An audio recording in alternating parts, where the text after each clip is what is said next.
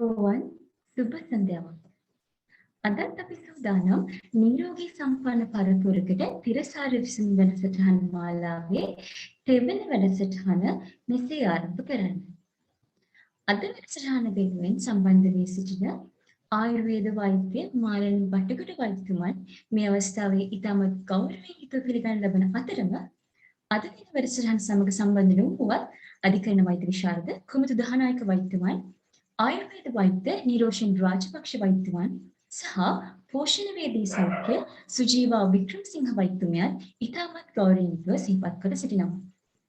එමෙන්ම අද දින වැඩසටහන සඳහා සම්බන්ධ වී සිටින සියලුම වෛද්‍යවරුන් සහ ප්‍රේක්ෂක ඔබ සියලු දෙනාමත් ඉතාමත් ගෞරවයෙන් යුතුව පිළිගන්නා අතරම මෙම වැඩසටහන මාලාව සංවිධානය කර ලබන සිලෝන් හොලිස්ටික් ආයතනය පිළිබඳව කෙටි හැඳින්වීමක් කරන්න කැමැතියි. සිලෝන් හොලිස්ටික් ආයතනය අනුව අන්තර්ජාලගත අවකාශයක් එනම් ඩිජිටල් ප්ලැට්ෆෝර්මයක් වන අතර ඒ හරහා ඔන්ලයින් ඩොක්ටර් කන්සල්ටේෂන් සඳහා වන ටෙලිමෙඩිසින් පහසුකම් සැපයනවා. ඔබට ශ්‍රී ලංකාව තුළ හෝ ලෝකයේ කොතැනක සිටියත් ඔබේ වෛද්‍යවරයා හෝ අනෙකුත් සෞඛ්‍ය නිලධාරීන් channel කිරීමට වීඩියෝ කොන්ෆරන්ස් තාක්ෂණය හරහා ඔවුන් සමග කතා කිරීම සහ වෛද්‍ය නිර්දේශිත ඖෂධ නිවසටම ගෙන්වා ගැනීම වැනි පහසුකම් රැසක් ඔබට සලසා ගැනීමට හැකියාව තිබෙනවා. එමෙන්ම මෙවැනි වැඩසටහන් හරහා සමාජය දැනුවත් කරමින් නිරෝගී සම්පන්න සමාජයක් ගොඩනැගීමට අපගේ දායකත්වයේ නොමසුරුව ලබා දෙනවා. එසේනම් මෙම වැඩසටහන සඳහා එකතු වෙන ඔබ වෙනුවෙන් පුංචි මතක් කිරීමක් කරන්න කැමැතියි. වැඩසටහන අවසානයේදී ඔබට ඇති ගැටලු සම්බන්ධව විමසීමට කාලයක් වෙන් කිරීමට අපි සූදානම්. ඒ සඳහා ඔබට raise hand tool එක භාවිත කිරීමට හෝ වැඩසටහන අතරතුරදී ඔබගේ ගැටලු chat box ඉස්සරහන් කරන්නත් හැකියාව තිබෙනවා. එම නිසාවෙන් එම අවස්ථාව වෙනතුරු ඔබගේ මයික්‍රොෆෝන් එක මියුට් කර නිශ්ශබ්දතාවය ආරක්ෂා කරනමින් ඔබ සියලු දෙනාගෙන් කාරුණිකව ඉල්ලා සිටිනවා. එසේනම් මා ඉතාමත් ගෞරවයෙන් යුතුව වෛද්‍ය මාලන් බටගොඩ මහත්මයාට ආරාධනා කර සිටිනවා වැඩසටහන ආරම්භ කිරීමට.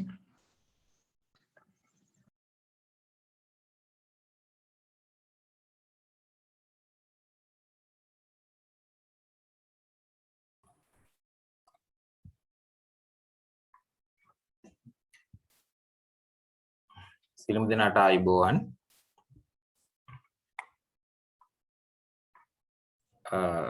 මෙන්න මට ඇහෙනව නේද මාව? ඔව් ડોක්ටර් හෙනවා. හරි.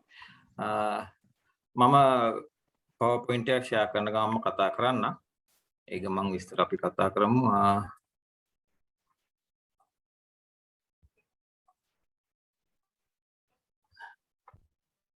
හැමෝටම පේනවා ඇති, සද්ද ඇහෙනවා ඇති. මොනවා හරි ගැටලුවක් වුණොත් මේ සවුන්ඩ් ඔන් කරලා කතා කරන්න. මම නිරුණික් කියපු එකේ පොඩි නිවැරදි කිරීමක් කරන්න ඕන. මම ඇත්තටම බටහිර වෛද්‍යවරයෙක්. මෙතනට එළසුවට සම්බන්ධ වෙලා මම මේ කටයුතු කරනකොට මම සිංහල වෙදකම ගැන අවබෝධයක් ලැබුවා මේ එළසුවට සම්බන්ධ වීමත් සමග. මම ડોક્ટર දහනායක ඒ වගේම ડોક્ટર සුජීව ඇතුළු අපි බටහිර වෛද්‍යරු ගණනාවක් ඒ වගේම ආයුර්වේද වෛද්‍යරු ගණනාවක් සහ විවිධ ශාස්ත්‍රවල කට්ටිය ගොඩාක් එළසුව සංගමයට සම්බන්ධයි. අතරම එළසුව කියන්නේ මේක අපි පටන් ගත්තේ මම සම්බන්ධුනේ භාවනා වැඩසටහනක් කරා ආධ්‍යාත්මික වැඩසටහනක් කරා සම්බන්ධ වෙච්ච කට්ටිය තමයි ගොඩක් අපි ඉන්නේ. මෙතනදී අපි පෝෂණය ගැන වෙදකම ගැන ගොඩක් ඒ ඉගෙනගත්තු කාරණා කිහිපයක් තමයි අද මම මේ කෙටි කාලයක් ඇතුළත අනික් කට්ටිය දැනුවත් වෙන්න කතා කරන්න යන්නේ. මොකද අපි හැමෝම මං හිතන්නේ ඉස්කෝලේ යන කාලේ බටහිර විද්‍යාව ඉගෙනගෙන අපිට අදහසක් නැහැ ඒක බටහිර විද්‍යාව කියලා. නමුත් ඒක අපේ සිලබස් වල ගන්නන්නේ සම්පූර්ණ බටහිර තාක්ෂණීය විද්‍යාව. ඒක ඉගෙනගෙන ඊට පස්සේ බටහිර වෛද්‍ය විද්‍යාව ඉගෙන ගත්තු මට කිසිම අදහසක් තිබුණේ නැහැ පෙරදිග වෛද්‍ය විද්‍යාවන් ගැන. නමුත් එළසුවට සම්බන්ධ වුණාම මම ගොඩක් ලොකු අත්දැකීම් ලැබුවා. ඒකත් එක්ක ඒ කාරණා ගැන මම පොඩ්ඩක් ඉස්සරහට විස්තර කරන්න. ඒකත් එක්ක ගත්තු පෝෂණය ගැන අත්දැකීම් ගොඩක් තියෙනවා. දැනුම ගොඩක් තියෙනවා. ඒකෙන් පොඩි ප්‍රමාණයක් අද අපි කතා කරගමු. තේරෙන්නේ නැති මොනවා හරි ගැටලුවක් තිබුණොත් අපි මේක කතාව අවසානයේ සාකච්ඡා කරමු. මෙතන මම හිතන්නේ වෛද්‍යට අමතරව සාමාන්‍ය අයත් ඉන්නවා. මම ඉතින් සරලව පැහැදිලි කිරීමක් කරන්න. අමතරව ගැඹුරින් පැහැදිලි කිරීමක් අවශ්‍ය නම් මට කතා කරන්න.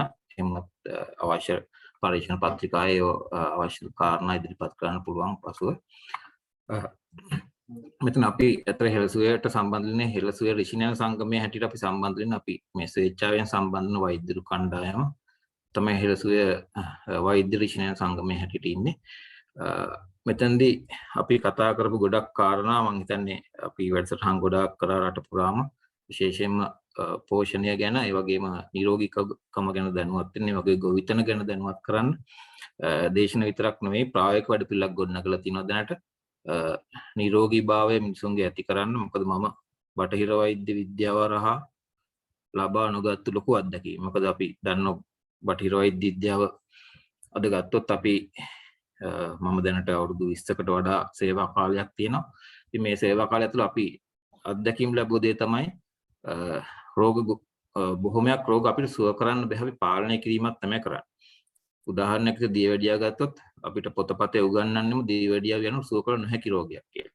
ඒ වගේම ප්‍රෙෂර් දියවැඩියා කපුව අමාරු ඔය කියන බෝ නොවන රෝග ගත්තොත් ගොඩාක් සුව කළ නොහැකි රෝග තමයි අපිට දැනෙන. ඒ වගේම හැදීම නවත්ත ගන්නත් අපොහසත් වෙච්ච ගතියක් තමයි බැලුවොත් පේන්නේ. මොකද අද වෛද්‍යරු පවා සියලුම වෛද්‍යරු සියලුම ශාස්ත්‍රීය වෛද්‍යරු පවා මේ රෝග වලින් පෙළෙන තත්ත්වයට පත් වෙලා තියෙන්නේ. අපිට අවබෝධයක් හෝ අපිට ප්‍රායෝගික වැඩපිළිවෙලක් නැහැ මේ රෝග නවත්ත ගන්න සහ සුව කරගන්න කියන එක තමයි දැක්කේ. මෙතනදී මම මේ හෙළසුවේත් එක්ක සම්බන්ධලා හෙළසුවේ ආධ්‍යාත්මික වැඩසටහන් එක්ක සම්බන්ධ වුණාට පස්සේ වෙදකම ගැන අත්දැකීම් ලැබෙනකොට මට තේරුණා මේ තාක්ෂණ හෙළසුවේ තියෙන හෙළ නිල වෙදකම තාක්ෂණය හරහා මෙන්න මේ අපිට ලැබිච්ච දැනුමේ අඩුව, ප්‍රායෝගික වැඩපිළිවෙල අඩුව, නිරෝගී වෙන්න අවශ්‍ය වෙන ප්‍රායෝගික වැඩපිළිවෙල සහ දැනුමේ අඩුව හෙළසුවේ හරහා ලබා ගන්න පුළුවන් වුණා. ඒතර අපි දැන් බටහිර විද්‍යාව ගැන ගත්ත කට්ටිය හැටියට අපි හෙළසුවේ ගොඩාක් දැනුම ලබා ගන්න ආධ්‍යාත්මික ක්‍රමවේදයන් හරහා භාවනාව එහාට ගිහිල්ලා නිවිදර්ශනාව හරහා අවබෝධ කරගන්න කරුණු ගොඩාක් තියෙනවා. හැබැයි අපි විද්‍යාව ගැන ගත්ත කට්ටිය හැටියට අපි පැහැදිලි කරන්න ඕන විද්‍යාව ගැන ගත්ත කට්ටිය ඒ නිසා අපි ගොඩාක් පරීක්ෂණ පත්‍රිකා පැත්ත ඒ වගේම බටහිර වෛද්‍ය විද්‍යාවෙන් කිරීච්ච පරීක්ෂණ බටහිර විද්‍යාවෙන් කිරීච්ච පරීක්ෂණ පැත්ත ගොඩාක් අධ්‍යයනය කළා. මේ හෙළසුවේ දැනුමත් එක්ක අපිට ගොඩක් ලැබිච්ච අත්දැකීම් තමයි බටහිර විද්‍යාවෙන් පවා වෛද්‍ය විද්‍යාවෙන් පවා සමහර දේවල් එක එක පරීක්ෂණ වල පොඩි ප්‍රමාණ වලින් තැන් වල හොයාගෙන තියෙනවා. නමුත් එකතු වුණ දැනුමක් හැටියට කීම තැනක මේ සම්බන්ධයෙන් නැහැ. ඒක නිසා තමයි අපිට ලෙඩ හොඳ කරගන්න බැරි තත්ත්වයක් අද උදා වෙලා තියෙන්නේ. හොඳම උදාහරණය අපි මේ දවස්වල තියෙන ප්‍රධානම ප්‍රශ්නේ කොරෝනා. එතකොට වැඩිපුරම හැදෙන්නේ වැඩිපුරම මියන රටවල් ගත්තොත් ගොඩාක් වෛද්‍ය විද්‍යාව බටහිර වෛද්‍ය විද්‍යාවකින් ගොඩක් දියුණු රටවල් තමයි මේක පැතිරීම ඉතාමත් වැඩි, මරණ සංඛ්‍යාවත් ඉතාමත් වැඩි. එතකොට අපි වෛද්‍ය විද්‍යාව දියුණුනා කියන එකෙන් රෝග වැළකීම සහ මරණය නවත්වා ගැනීම හැකියාවක් අපිට පේන්නේ නැහැ. මේ සියලුම රටවල් අද අපිට රෝගය වැළකෙන්න උපදෙස් දෙන මාස්ක් දාන එක, මීටරේ දුරින් ඉන්න එක, අත හොදන එක සහ වැක්සිනේෂන් ඔක්කොම කරපු රටවල් තමයි තවමත් මේ රෝගයෙන් පීඩා විඳින්නේ. තාම මේ කිසිම ක්‍රමවේදයක් කරා අපිට නිදහසේ රැකියාවක් කරන්න, නිදහස් ජීවිතයක් ගත කරන්න, පරිසරයක් උදා කරගන්න බැරි වෙලා තියෙනවා. අපිට ඒ දැනුම තවමත් මදි. දැනට මේ ලෝකයේ පවතින බටහිර වෛද්‍ය විද්‍යාව ඇතුළු තාක්ෂණය හරහා. ඒතර අපි මෙතනදී අවබෝධ කරගන්න කාරණයක් තියෙනවා. අපි මේ කොරෝනා කියන්නේ බෝ වන රෝගයක්. අපි රෝග ප්‍රධාන වශයෙන් වර්ග දෙකක් කතා කරනවා. එකක් බෝ වන රෝග, අනිත් එක බෝ නොවන රෝග. බෝ වන රෝග කියන්නේ ළඟ හිටියම එක්කෙනෙක්ගෙන් තව එක්කෙනෙකුට බෝ වෙන්න පුළුවන් රෝග. ගොඩාක් වෙලාවට විස බීජ හරහා අපි වෛරස් හරි බැක්ටීරියා හරි ඒ වගේ විස බීජ හරහා පැතිරෙන රෝග තමයි බෝ වන රෝග කියලා ගන්නෙ. ඊට කොටස බෝ නොවන රෝග කියන්නේ ළඟ හිටියට එක්කෙනෙක්ගෙන් අනිත් එක්කනට බෝ වෙන්නේ නැති රෝග. ඒක දියවැඩියා, ප්‍රෙෂර්, කොලෙස්ටරෝල්, heart attack එදින වංශ භාග පිළිකා, හතිය ඔය වගේ gastritis, arthritis වගේ රෝග ගොඩක් තියෙනවා බෝ නොවන රෝග හැටියට. එතන මේ බෝ වන රෝග අපි ගත්තොත් ඇයි අපිට නවත්ත ගන්න බැරි? ඇයි අපිට හැදුනම මරණය ඇතිවීම නවත්ත ගන්න බැරි ඇයි කියන එක අපි විද්‍යාත්මකව අවබෝධ කරගත්ත යුතු කාරණයක්. හැබැයි ඒක ගැන කිසිම කෙනෙක් අද කතා කරන්නේ නැහැ. මොකද අපි දන්න අපි සාමාන්‍ය විද්‍යා දැනුමක් තියෙන පුද්ගලයෙක් දන්න කාරණයක් තමයි ඇඟට එන විස බීජයකින් ඇඟ ආරක්ෂා වෙන නම් අපේ ඇඟේ තිබිය යුතු ශක්තිය ප්‍රතිශක්තිය කියන එක අපි ගොඩනගාගත යුතුයි කියන කාරණේ. ඒත් ප්‍රතිශක්තිය ගොඩනගාගත්තු කෙනෙකුට විස බීජ වලින් හානියක් ඇති වෙන්නේ නැහැ. නමුත් අපේ ප්‍රතිශක්තිය දුර්වල නිසා තමයි මේ තරම් මේ රෝග කොරෝනා ඇතුළු සියලුම බෝවන් රෝග වලට අපිට මුහුණ දෙන්න සිද්ධ වෙලා තියෙන්නේ. එතකොට ඇයි එහෙනම් ප්‍රතිශක්තිය දුර්වල? ඇයි අපි කුමක්ද කරගත යුත්තේ එහෙම ප්‍රතිශක්තිය නැවත හදාගන්න කියන කාරණේ අපි අවබෝධ කරගත යුතුව තියෙනවා.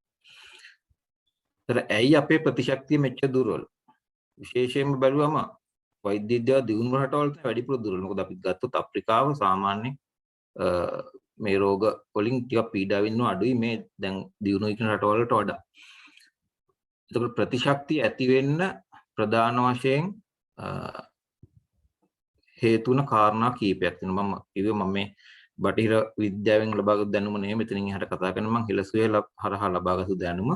හැබැයි විද්‍යානුකූලවත් ඒ ටික ඔප්පු කරලා තියෙන නිසා මම මේ පින්තූර සහිතව ඒ ටික කතා කරන්න. ඒත් අපේ ඇඟේ ප්‍රතිශක්තිය ඇති වෙන්න අවශ්‍ය කාරණා කීපයක් තියෙනවා. අපේ ඇඟේ ප්‍රතිශක්තිය ඇති වෙන ක්‍රියාවලිය ගත්තොත් මේ ක්‍රියාවලිය පටන් ගන්නෙ ආහාර මාර්ගයෙන් ඉඳලා තමයි පටන් ගන්න.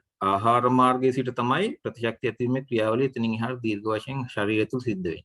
ඒ ආහාර මාර්ගය තුළ ප්‍රතිශක්තිය ඇතිවීමේ ක්‍රියාවලිය ආරම්භ වෙන්න අපේ කෑම එකේ තියෙන ආහාරවල තියෙන ප්‍රධාන පෝෂක සංඝටක කීපයක් මුල් වෙනවා. මෙන්න මේ පෝෂක සංඝටක ටික අපි නිවැරදිව ගන්නවා නම් අපේ ඇඟේ ආහාර මාර්ගයේ ප්‍රතිශක්තිය ඇති වෙනවා. මම මෙතන උදාහරණයක් පෙන්නලා තියෙනවා. දැන් කොරෝනා විතරක් නෙවෙයි බෝ නොවන රෝග ගත්තත් පිළිකා ගත්තොත් වැඩිපුරම දකින්න තියෙන්නේ මේ දියුණුවේ කියන රටවල තමයි වැඩිපුරම පිළිකා. ඒ කියන්නේ ප්‍රතිශක්තිය අඩු වීම තව කාරණයක් නේ පිළිකා හැදීම. ඒතර පිළිකා හැදිච්ච බොහෝ රටවල් ගත්තොත් මේ අර කොරෝනා බෝ වෙච්ච බොහෝ රටවල් හා සමාපාතිකව තමයි තියෙන්නේ. කියන්නේ දියුණු රටවල පිළිකා වැඩි. මේ ප්‍රතිශක්තිය අඩුයි. ඒතර ප්‍රතිශක්තිය වැඩෙන්න නම් අපේ ආහාර මාර්ගයට මෙන්න මේ පෝෂණ ද්‍රව්‍ය ටික ආහාර හරහා ලැබිය යුතුයි. ප්‍රධාන වෙන්නේ අපි විටමින් කංජ ලවණ කියලා අපි සාමාන්‍ය දන්න කාරණා පෝෂණ ද්‍රව්‍ය දෙකක්. මොකද අපි පාසලේ ඉඳන් ඉගෙන ගන්නවා ප්‍රධාන වශයෙන් අපේ ආහාරයේ තියෙන පෝෂණ පදාර්ථ පහක් ගැන. පිෂ්ඨය, ප්‍රෝටීන්, ලිපිඩ, ඊට පස්සේ විටමින් සහ khනිජ ලවණ. ඒ විටමින් සහ khනිජ ලවණ අපි සලකන්නේ ශුද්ධ පෝෂක. ශුද්ධ පෝෂකෙන් ඉතා කුඩා ප්‍රමාණයේ ශරීරයට අවශ්‍ය නිරෝගී වෙන. ප්‍රෝටීන්, කාබෝහයිඩ්‍රේට්, ලිපිඩ කියන ඒවා අපි මහා පෝෂක හැටියට සලකන්නේ. මොකද ශරීරය නිරෝගී වෙන්න නම් මහා පෝෂක අපි දවසට ගොඩක් ගන්න ඕනේ. හැබැයි විටමින් කංජ ලවණ කියන්නේ ශුද්ධ පෝෂක. විටමින් කංජ ලවණ අපි දැනට දන්න විටමින් කංජ ලවණ ටිකට අමතරව බොහෝ රසායනික ද්‍රව්‍ය තියෙනවා. ශාක රසායන මහ ගොඩක් තියෙනවා. මේ ශුද්ධ පෝෂක ගණයට වැටෙන දැනට විද්‍යාවකින් ඇස්තමෙන්තු කරලා තියෙනවා 25000කට වඩා තියෙනවා මේ ශුද්ධ පෝෂක ශාකවල අපිට නිරෝගී වෙන්න හේතු වෙන. ඒතකොට මේ විටමින් කංජ ලවණ කියලා අපි බොහොම පොඩ්ඩයි දැනට දන්නේ. ඊට අමතරව තවත් මේ ශුද්ධ පෝෂක වර්ග විශේෂයෙන්ම මෙන්න මේ ප්‍රතිශක්තිය ඇති කිරීමේ ක්‍රියාවලට අත්‍යවශ්‍ය වෙන පෝෂණ ද්‍රව්‍ය අපේ ආහාරය හරහා අපිට ලැබෙනවා. ඒ වගේම ශාකමය තන්තු අපි සාමාන්‍යයෙන් අහලා තියෙනවා කෙඳි සහිත ආහාර ගුණයි කියන කාරණය. ඒතර නිරෝගී වෙන්න අවශ්‍ය කෙඳි සහිත ආහාර. මෙන්න මේ ශාකවල අඩංගු තන්තු ස්වභාවය ගොඩාක් අවශ්‍ය වෙන අපේ ප්‍රතිශක්තිය ආහාර මාර්ගයේ හැදීමේ කාර්යයට. ඒ වගේම අපේ ආහාරයේ ඉන්න හිතකර ශුද්ධ ජීවීන් කියලා කොටසක්. අපි දැන් මේ බෝ වන රෝග හදන්නේ ශුද්ධ ජීවීන් තමයි. හැබැයි ඒගොල්ලෝ අපේ ශරීරයට අහිතකර කට්ටිය. ඒතකොට හිතකර ශුද්ධ ජීවීන් කියලා කොටසුත් පරිසරයේ ඉන්නවා. මේ අපේ ප්‍රතිශක්තිය හදන්න ඕන කට්ටිය අපේ ආහාරයේ ඉන්නවා. අපේ කන බත්වල, එළවලු වල, පළතුරු වල ඔය ආදී අපි සාමාන්‍යයෙන් ආහාරයට ගන්න සියලු දේවල් අපේ ඉන්නවා. හිතකර ශුද්ධ ජීවීන් කියලා වෛරස් වර්ග, බැක්ටීරියා වල, දිලීර වර්ග ඇතුළු මේ ඇහැට නොපෙනෙන ශුද්ධ ජීවීන් කොටස් ඉන්නවා ගොඩාක් අපේ ආහාරයේ. මේගොල්ලෝ ප්‍රධාන වෙනවා අපේ ඇඟේ ප්‍රතිශක්තිය හැදීමේ ක්‍රියාවලියට. ඒතර මේ අතර අපි අපේ බටහිර විද්‍යාව තුළ ඉගෙන ගන්න නැති ප්‍රධාන කාරණා දෙකක් තමයි ශාක තන්තු පෝෂණ ද්‍රව්‍යයක් කියලා අපිට ලොකුට කතා කරන්නේ නැහැ. මෑතකින් ටික ටික කතා කරනවා. නමුත් හිතකර ශුද්ධ ජීවීන් ගැන කතා නොකරන තරම්. නමුත් මේ දෙක ඉතා ප්‍රබල හේතු දෙකක් ප්‍රතිශක්තිය හැදෙන්න. ඒ වගේම විටමින් කඳ ලවණ අත්‍යවශ්‍යයි. මෙන්න මේ කාරණා තුන අපිට පෝෂණ ද්‍රව්‍ය හැටියට අපේ ආහාරයෙන් අපිට වේල් තුනක් අපි සාමාන්‍යයෙන් කනවා. වේල් තුනෙන් හම්බ වෙනවා නම් අපේ ඇඟේ ප්‍රතිශක්තිය හැදෙනවා. හැබැයි දැන් වෙලා තියෙන ප්‍රතිශක්තිය හැදිලා නැති ප්‍රශ්නේ තියෙන්නේ. ඒකනේ මේ කොරෝනා ඇතුළු රෝග බෝ වෙන්නේ. ප්‍රතිශක්තිය හැදිලා නැත්තේ ඇයි? මේ පෝෂණ තුන අපිට කෑම එකෙන් හම්බ වෙන්නේ නැති නිසා. ඒතර එතනින් එහාට ප්‍රතිශක්තිය ගොඩනැගීමක් ශරීරය තුළ සිද්ධ වෙන්නේ නැහැ. මේ පෝෂණ තුන ඇයි අපේ කෑම කෑවට නැත්තේ? සාමාන්‍ය විටමින් කයින්ලා අපි දන්නවා අපි පොඩි කයින්ලු ගන්න කාරණයක් පළතුරු, සහ කොළ වර්ග, එළවලු වර්ග අපි කන්නේ මේ විටමින් කඳ ලවණ ගැන බලාපොරොත්තුවක් ඇතුව. ඒ වගේම අපි ශාක ආහාර ගන්න බොහොමයක තන්තු සහ හිතකර ශුද්ධ ජීවීන් පැවතිය යුතුයි. නමුත් අපි විවිධ ශාක වර්ග, ධාන්‍ය වර්ග, බත් ඇතුළු ඒ කොළ වර්ග, එළවලු ඔක්කොම කෑවට මේ ටික ඇවිල්ලා නැත්තේ ඇයි කියලායි හොයාගන්නවා. ඇවිල්ලා නැති ප්‍රධාන කාරණය තමයි අපි කන කෑම වල විටමින් කඳ ලවණ නැතිකම. අපි කන කෑම වල ශාක තන්තු නැතිකම. අපි කන කෑම වල හිතකර ශුද්ධ ජීවීන් නැතිකමයි ප්‍රශ්නේ වෙලා තියෙන්නේ. ස්වභාවයෙන් සිටිය යුතුයි. නමුත් අපි කන කෑම වල මේ පෝෂණ ද්‍රව්‍ය ටික අඩංගු වෙන්නේ නැහැ. ඒක තමයි ප්‍රශ්නේ. ඇයි මේ කෑම වල නැත්තේ? අපි කොළ ಜಾති කෑවට, එළවලු කෑවට අපි දරුවන්ටත් කවනවා විටමින් කඳ ලවණ හොඳට තියෙන වෙලාව හිතාගෙන. නමුත් ඒ ආහාරයේ විටමින් කඳ ලවණ නැහැ. ශාක තන්තු, හිතකර ශුද්ධ ජීවීන් අපේ ප්‍රතිශක්තිය ඇති වෙන අවශ්‍ය ප්‍රමාණ වලට අවශ්‍ය වර්ග ටික නැහැ. ඇයි නැත්තේ? ඇයි නැත්තේ කියලා හේතුව අපි තේරුම් ගන්න නම් අපි ශරීරයේ විද්‍යාවෙන් එහාට අපි පරිසරයේ ආහාරය හදාගන්න තැනටකම් අධ්‍යයනය කරන්න වෙනවා. මොකද ශාකයක තමයි මේ අපිට හිතකර ප්‍රතිශක්තිය ඇති වෙන පෝෂණය හැදෙන්නේ. ඒතර පෝෂණය හැදෙන ක්‍රියාවලිය අපි පොඩ්ඩක් අවබෝධ කරගන්නවා. ඒතර ගහක පෝෂණය හැදෙන්නේ, ගහක් පෝෂණය වෙන්නේ ප්‍රධාන වශයෙන් පසෙන්. ඒතර පසක ගහ පෝෂණය කරන ප්‍රධාන කට්ටියක් ඉන්නවා. ස්වාභාවික පසක දිරා යන කොළරොඩු තියෙනවා. ඒත් එක්කම ඉන්නවා ශුද්ධ ජීවීන් කොටස්. අපි දන්නවා කොළරොඩු දිරාපත් කරන ශුද්ධ ජීවීන් ඉන්නවා, බැක්ටීරියා, දිලීර, පුස් වර්ග. ඒ වගේම ඇහැට පේන සත්තු ගොඩාක් පසේ ඉන්නවා. මෙන්න මේ සියලු දෙනා එකතු වුණාම තමයි පසක හැදෙන්නේ, ගහකට ජීවත් වෙනවා. ගහක් පෝෂණය කරන්න අවශ්‍ය පෝෂණයේ පසේ හැදෙන්නේ මේ සියලු දෙනා එකතු වුණාම. එතකොට ඒ පෝෂණය තියෙනවා තමයි ගහක් නිරෝගීව වැවෙන්නේ. ඒ වැඩින ගහක තමයි අපිට අර කියපු විටමින් කඳ ලවණ ටික හැදෙන්නේ, තන්තු හැදෙන්නේ, හිතකර ශුද්ධ ජීවීන් ටික හැදෙන්නේ. ඉතින් දැන් අද අපේ ආහාරය හදන්නේ මේ වගේ පසකද කියන එකයි හොයාගන්න. අපි අද භෝගයේ වවන පසේ ශුද්ධ ජීවීන් ඉන්නවද? කැඩිල් පනතු සත්තු ටික ඉන්නවද?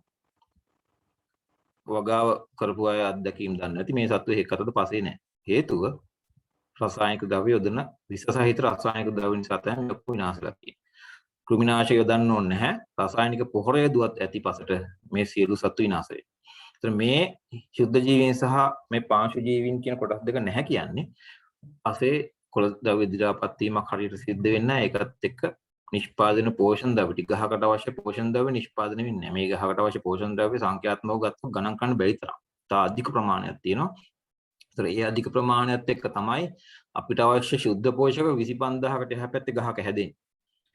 නැත්නම් අපි රසායනික පොහොර හැටියට දාන NPK, නයිට්‍රජන්, ෆොස්ෆරස්, පොටෑසියම් දැම්මට ඒකෙන් ගහක් ලොකුවට හැදුනට, ගෙඩිය ලොකු වුණාට ඒ ගෙඩිය බැලුවොත් කාබෝහයිඩ්‍රේට් තියෙනවා, ප්‍රෝටීන් තියෙනවා, ලිපිඩ තියෙයි.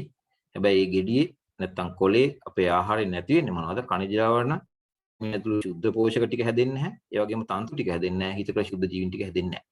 ඒතර පසේ මෙන්න මේ ක්‍රියාවලිය හානි වීම අපි මේ අද බටහිරට ලැබිච්ච වගා තාක්ෂණය හරහා යොදන විස වර්ග ටික නිසා පසට මේ පසේ ස්වාභාවික තාක්ෂණ නැතිලා පසට අවශ්‍ය පසේ හැදෙන ස්වාභාවික පෝෂණය ගහට අවශ්‍ය පෝෂණය පසේ හැදෙන්නේ නැහැ. එතනින් එහාට ගහක් පෝෂණය වෙන්නේ නැහැ නිවැරදි ආකාරයට. ඒ නිවැරදි ආකාරයට ගහ පෝෂණය වෙන්නේ නැත්නම් ගහේ විටමින් කඳ ලවණ ඇතුළු ශුද්ධ පෝෂක ටික තන්තු සහ හිතකර ශුද්ධ ජීවීන් ඇති වෙන්නේ නැහැ. ඒතර එවැනි ආහාර නම් අපි තුන් වේලට කන්නේ අපිට අර කිව්ව විටමින් කඳ ලවණ ශුද්ධ පෝෂක ටික ලැබෙන්නේ නැහැ, තන්තු ලැබෙන්නේ නැහැ, හිතකර ශුද්ධ ජීවීන් ලැබෙන්නේ නැහැ. ලැබෙන්නේ නැත්නම් ප්‍රතිශක්තිය ඇතිවීමේ ක්‍රියාවලියක් ඇඟේ සිද්ධ වෙන්නේ නැහැ. මේක තමයි ප්‍රධානම හේතුව. තව හේතු කීපයක් තියෙනවා මම ඒක කතා කරනවා. ප්‍රධානම හේතුව මෙන්න මේ කාරණය තමයි අපේ ඇඟේ ප්‍රතිශක්තිය නැති වෙන. කොරෝනා ඇතුළු බෝවන රෝග සහ පිළික ඇතුළු බෝවන රෝග වලටත් මේ කාරණේ ඉතාමත් වැදගත්. ඇඟේ ප්‍රතිශක්තිය නැති වෙච්ච තැන බොහෝමත් බෝවන රෝග සහ බෝවන රෝග ගොඩක් හැදෙනවා. ඒත් මේ කාරණේ අත්‍යවශ්‍ය අපිට ඇඟේ ප්‍රතිශක්තිය හැදිලා විස බීජයකට රොක් දෙන ශරීරයක් නිරෝගීතාවය ඇති කරගන්න නම් ස්වාභාවික පසක ගැඩිල් පණුව ඉන්න පසේ හිතකර ශුද්ධ ජීවීන් ඉන්න පසක හැදිච්ච ගහකින් හදන ආහාරයකින් තමයි නිරෝගීතාවය ඇති වෙන්නේ. එතකොට ඒකයි අපි අහලා තියෙන්නේ ඉස්සර අපේ රටේ මිනිස්සු අවුරුදු 120ක් නිරෝගීව ජීවත් වුණා. අපේ පොත්පත්වල ලියවිලා තියෙනවා. කරුණු ඕන්තරම් තියෙනවා. නමුත් අපිට ඒක අද හීනයක් වගේ වෙලා තියෙන්නේ මොකද? මේ ආහාර රටාව එදා තිබුණා. මේ වගා රටාව මේ වගා තාක්ෂණය අපේ රටේ එදා තිබුණා. ඒතකොට මේ තාක්ෂණයෙන් තමයි අපි ආහාර නිෂ්පාදනය කරේ. ඒ ආහාර නිරෝගී වුණා. ප්‍රතිශක්තිය හැදුන නිසා තමයි අපේ ඉතිහාසය අධ්‍යයනය කරොත් පෙනෙයි වෙන රටවල් බොහෝමයක් රටවල් වල වසංගත රෝග නිසා මිලියන ගණන් කෝටි ගණන් මිනිස්සු මැරිලා තිනවා. මුළු නගර පිටින් විනාශ වෙලා තියෙනවා වසංගත රෝග නිසා. නමුත් අපේ රටේ ඉතිහාසයේ මහා පරිමාණයෙන් බෝ වෙච්ච එකම වසංගත රෝගයක්වත් අපේ ඉතිහාසයේ සඳහන් වෙලා නැත්තේ. අවුරුදු 100ක් ජීවත් වෙන නිරෝගීතාවය අපිට ලැබුණේ අපේ ආහාරය නිවැරදිව අපි හදාගත්ත නිසා. ඒකෙන් එහාට පෝෂණ නිවැරදි නම් ශරීරයේ ශක්තිමත් ප්‍රතිශක්තිය හොඳයි. ඕනම ආපදාවකට ඉස බීජ රොටු දෙන්න ඇඟේ හැකියාව තියෙනවා. එතනින් එහාට අපි බෝවන රෝග සහ බෝනෝන රෝගකට බය වෙන්න අවශ්‍ය නැහැ. මේ ගහක පෝෂණය ඊටමත් දෙකත් මේ තව කාරණයක් ගහේ පෝෂණය ඇති වෙන්න හේතු වෙන ප්‍රධානම තවත් කාරණයක් තමයි කෘමි පරාගණය කියන එක. කෘමි සතෙක් ඇවිල්ලා ගහක මලකින් පැණි බෙනකොට ගහේ ලොකු වෙනස්කම්ටියක් ඇති වෙනවා. අපි නිකන් දකින්නේ සතෙක් ඇවිල්ලා මලක වහන විතරයි. නමුත් කෘමි සතා සහ ගහ අතර තියෙන අන්තර් ක්‍රියාව ඊටම සංකීර්ණ එකක්. කෘමි සතා ඇවිල්ලා ගහක මලකින් පැණි ක්‍රියාවලියත් එක්ක ගහේ රසායනික ක්‍රියාවලිය ගොඩාක් වෙනස් වෙනවා. ඒකත් එක්ක ගහේ විටමින් කඳුළන් ඇතුළු ශුද්ධ පෝෂක නිෂ්පාදන ක්‍රියාවලිය වේගවත් වෙනවා. ඒ වගේම තන්තු නිෂ්පාදන ක්‍රියාවලිය වේගවත් වෙනවා කෘමි පරාගණයත් එක්ක. මේක කෘමි සතෙක් නැතුව අපි ගිහිල්ලා නිකම් මලක් පරාගණය කරලා පින්සලකින් පරාග ගෑවට මේ ක්‍රියාවලිය සිද්ධ වෙන්නේ නැහැ. ඒකට කෘමි සතා අත්‍යවශ්‍යයි මලක වහන්න. ඒතර ගහේ මේ කෘමි සතා පරිසරයත් එක්ක සිද්ධ වෙන ක්‍රියාවලිය අත්‍යවශ්‍යයි ගහේ ශුද්ධ පෝෂක සහ තන්තු ඉතර ශුද්ධ ජීවීන් කියන කොටස් වැඩෙන්න. මෙන්න මේක තවත් ප්‍රධාන ක්‍රියාවලියක්. අපි ඉස්සර කතා කරේ පස්සේ සිද්ධ වෙන ක්‍රියාවලිය. ඒ වගේම වායුගෝලී සිද්ධ වෙන මේ පරාගණ ක්‍රියාවලිය අත්‍යවශ්‍යයි අපිට ප්‍රතිශක්තිය හැදෙන්න ආහාරයක් නිෂ්පාදනය වෙන්න. ඒතර අද මොකද වෙන්නේ කෘමිනාශක ගැහුවෙන් පස්සේ සියලුම පරිසරයේ ඉන්න කෘමීන් ටික ඉවරයි. පරාගණය වෙන්නේ සුළඟෙන්. නැත්තම් ගොවි මහත්තයා ගිහලා පින්සලෙන් පරාග ගන්න ඕන. සුළඟෙන් පරාගන වලට ගොවි මහත්තයා පරාගණය කරාට ශාකය තුල විටමින් කඳුළන් ඇතුළු ශුද්ධ පෝෂක වැඩිවීමක් සිද්ධ වෙන්නේ නැහැ. තන්තු ඇතිවීමක් සිද්ධ වෙන්නේ නැහැ. ඒතර කෘමි පරාගණය සිද්ධ වෙන්න ඕන අපේ නිරෝගීතාවය ඇති වෙන නම් අපේ ආහාර නිෂ්පාදන ක්‍රියාවලිය තුල. ඒතර මේ අනිත් කාරණය තමයි මේ පෝෂණය අපිට නොලැබී යන්න මේ වැඩි දිනු කළපු භෝග වර්ග. ස්වාභාවික අපි අපේ රටේ තිබිච්ච දේශීය පාරම්පරික භෝග වර්ග ටිකේ තමයි අධික ශුද්ධ පෝෂක ගුණ අධික තන්තු ප්‍රමාණ තියෙන්නේ. නමුත් විද්‍යාවෙන් වැඩි දියුණු සියලු භෝගවල අපි කොච්චර සාරවත් පසක අපි හිතමු රසායනික පොහොර නොදා අපි ගැඩවිල් පණුව ටික පස සාරවත් කරලා හදාගත්තත් මේ වැඩි දියුණු කළපු භෝගවල විටමින් කල්ලවන ඉතාමත් අඩුයි. හැදීමේ ක්‍රියාවලියක් සිද්ධ වෙන්නේ නැහැ. මොකද මේ විද්‍යාවෙන් වැඩි දියුණු වෙනස් කිරීමත් එක්ක ගහේ ශුද්ධ පෝෂණ නිෂ්පාදනය ගොඩාක් බාල වෙනවා. ඒ වගේම තන්තු සහ ශුද්ධ ජීවි නිෂ්පාදනයේ සුදුසු කට්ටිය ශුද්ධ ජීවීන් ඇතිවීම බාල වෙනවා. වෙනස් වෙනවා. ඒකත් එක්ක මේ වැඩි දියුණු කරපු බීජ වලින් හැදෙන ආහාර නම් අපි ගන්නෙ අපිට අර කියපු ප්‍රධාන පෝෂණ කොටස් ටික හම්බ වෙන්නේ නැහැ. ඒකට භෝග වගාවේදී තමයි මේ ප්‍රධානම ප්‍රශ්න ටික ඔක්කොම තියෙන්නේ. පස විනාශ වෙලා, ඒ වගේම කෘමි සත්තු ටික විනාශ වෙලා පරාගණය සිද්ධ වෙන්නේ නැහැ. ඒ වගේම ගස් ටික වෙනස් කළ විද්‍යාවෙන් දේශීය අපිට වැඩි අස්වැන්නක් කියලා පෙන්නලා මේ බීජ ටිකක් දීලා තියෙනවා. බීජ ව්‍යාපාරයක් කරා බීජ ටිකක් දීලා තියෙනවා. ඉස්සර නම් ගොවි මහත්තයා ගාව තමයි බීජ ටික තියෙන්නේ. බීජ වලින්ම තමයි ආයි පැල කරන්නේ. ආයෙ නැස්යෙන් තමයි ආයි පැල කරන්නේ. ඒතකොට ආයි පිටින් බීජ ගන්න දෙයක් නැහැ. ඒ බීජ වලින් පෙළවෙච්ච ආහාරයෙන් තමයි අවුරුදු 120ක් ජීවත් වෙන්න පුළුවන් පරම්පරාවක් අපේ ඉතිහාසයේ හිටියේ. දැන් මේ කෝටි 2කට කන්න දී ගන්න බැරුණාට මේ වැඩි දියුණු බීජ වලින් ඉතිහාසයේ සාක්ෂි තියෙන උන්තරම් කෝටි 7කට ජනගහනයකට අපි කන්න දුන්නා කියලා. මේ යටතේ කාලේ තමයි අපේ ජනගහන විනාශ වෙලා තියෙන නැත්නම් ලෙඩ වෙලා මැරිච්ච ජාතියක් නෙමෙයි අපි. මේ බටහිර ජාතීන් විසින් ඇවිල්ලා විනාශ වෙච්ච ජාතියක් අපි. මේ කෝටි 2 දක්වාද ජනගහනය අඩු වෙලා තියෙන්නේ කෝටි 7ක ඉඳලා. ඒක ජනසංගම් දෙපාර්තමේන්තුවේ වාර්තාවලම දැක්වෙනවා මහා පරාක්‍රම බාහුවයතුමා කෝටි 7කට කන්න දුන්නා කියලා. කෝටි 7කට කන්න දීලා තමයි පිටරට කෑමවල තියෙන්නේ. එතකොට වැඩි දියුණු කරපු බීජ තිබුණෙත් නැහැ. බටහිරින් ආව පෝර තිබුණෙත් නැහැ. කෘමිනාශක වල්නාශක තිබුණෙත් නැහැ. නමුත් අපිට කෝටි 7කට කෑම දෙන්න කෑම හදන තාක්ෂණයක් ගොවි තාක්ෂණයක් ඉතිහාසයේ තිබුණා. ඒ වගා කරේ අපේ පාරම්පරික බීජ වර්ග, දේශීය බීජ වර්ග. අද මේ අපේ ඔළුව වලට දාලා තියෙන අස්වැන්න අඩුයි කියලා සම්පූර්ණ බොරු කතාවක්. අපේ පසට ගැලපෙන්නේ අපේ භෝග ටික. ඒ ටිකෙන් අධික අස්වැන්නක් ගන්න පුළුවන් නිවැරදි තාක්ෂණය යටතේ පස නිරෝගී කරගෙන වගා කරනවා. අපි ඒක ගැන ටිකක් ඉස්සරහට කතා කරමු.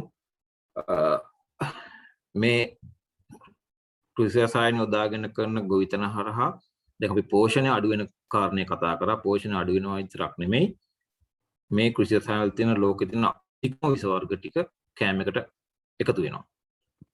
පෝෂණය අඩු වීම එක පැත්තක, ලෝකෙ තියෙන උග්‍රම විස ටික කෑමකට එකතු වීම තවත් පැත්තක. මේ දෙකම කාරණා සිද්ධ වෙනවා. මෙතනින් එහාට මේ විස වර්ග ටික සාමාන්‍ය ස්වාභාවිකව පවතින විසක් නම් ශරීරයට ඇතුළු වෙනවා. ශරීරයේ ක්‍රියාවලියෙන් තියෙනවා විස ඇඟෙන් අයින් කරගන්න. නමුත් මේ තියෙන කෘත්‍රිම විස ලෝකෙ තියෙන උග්‍රම විස වර්ග ටික ආසනික් එහෙම අහලා ඇති. රසායනික පොහොර වල තමයි වැඩිපුරම තියෙන්නේ. අපි හිතන්නේ පොහොර කියන්නේ වහ නෙවෙයි කියලානේ. නමුත් කෘමිනාශක වලට වඩා ආසනික් තියෙන පොහොර වල.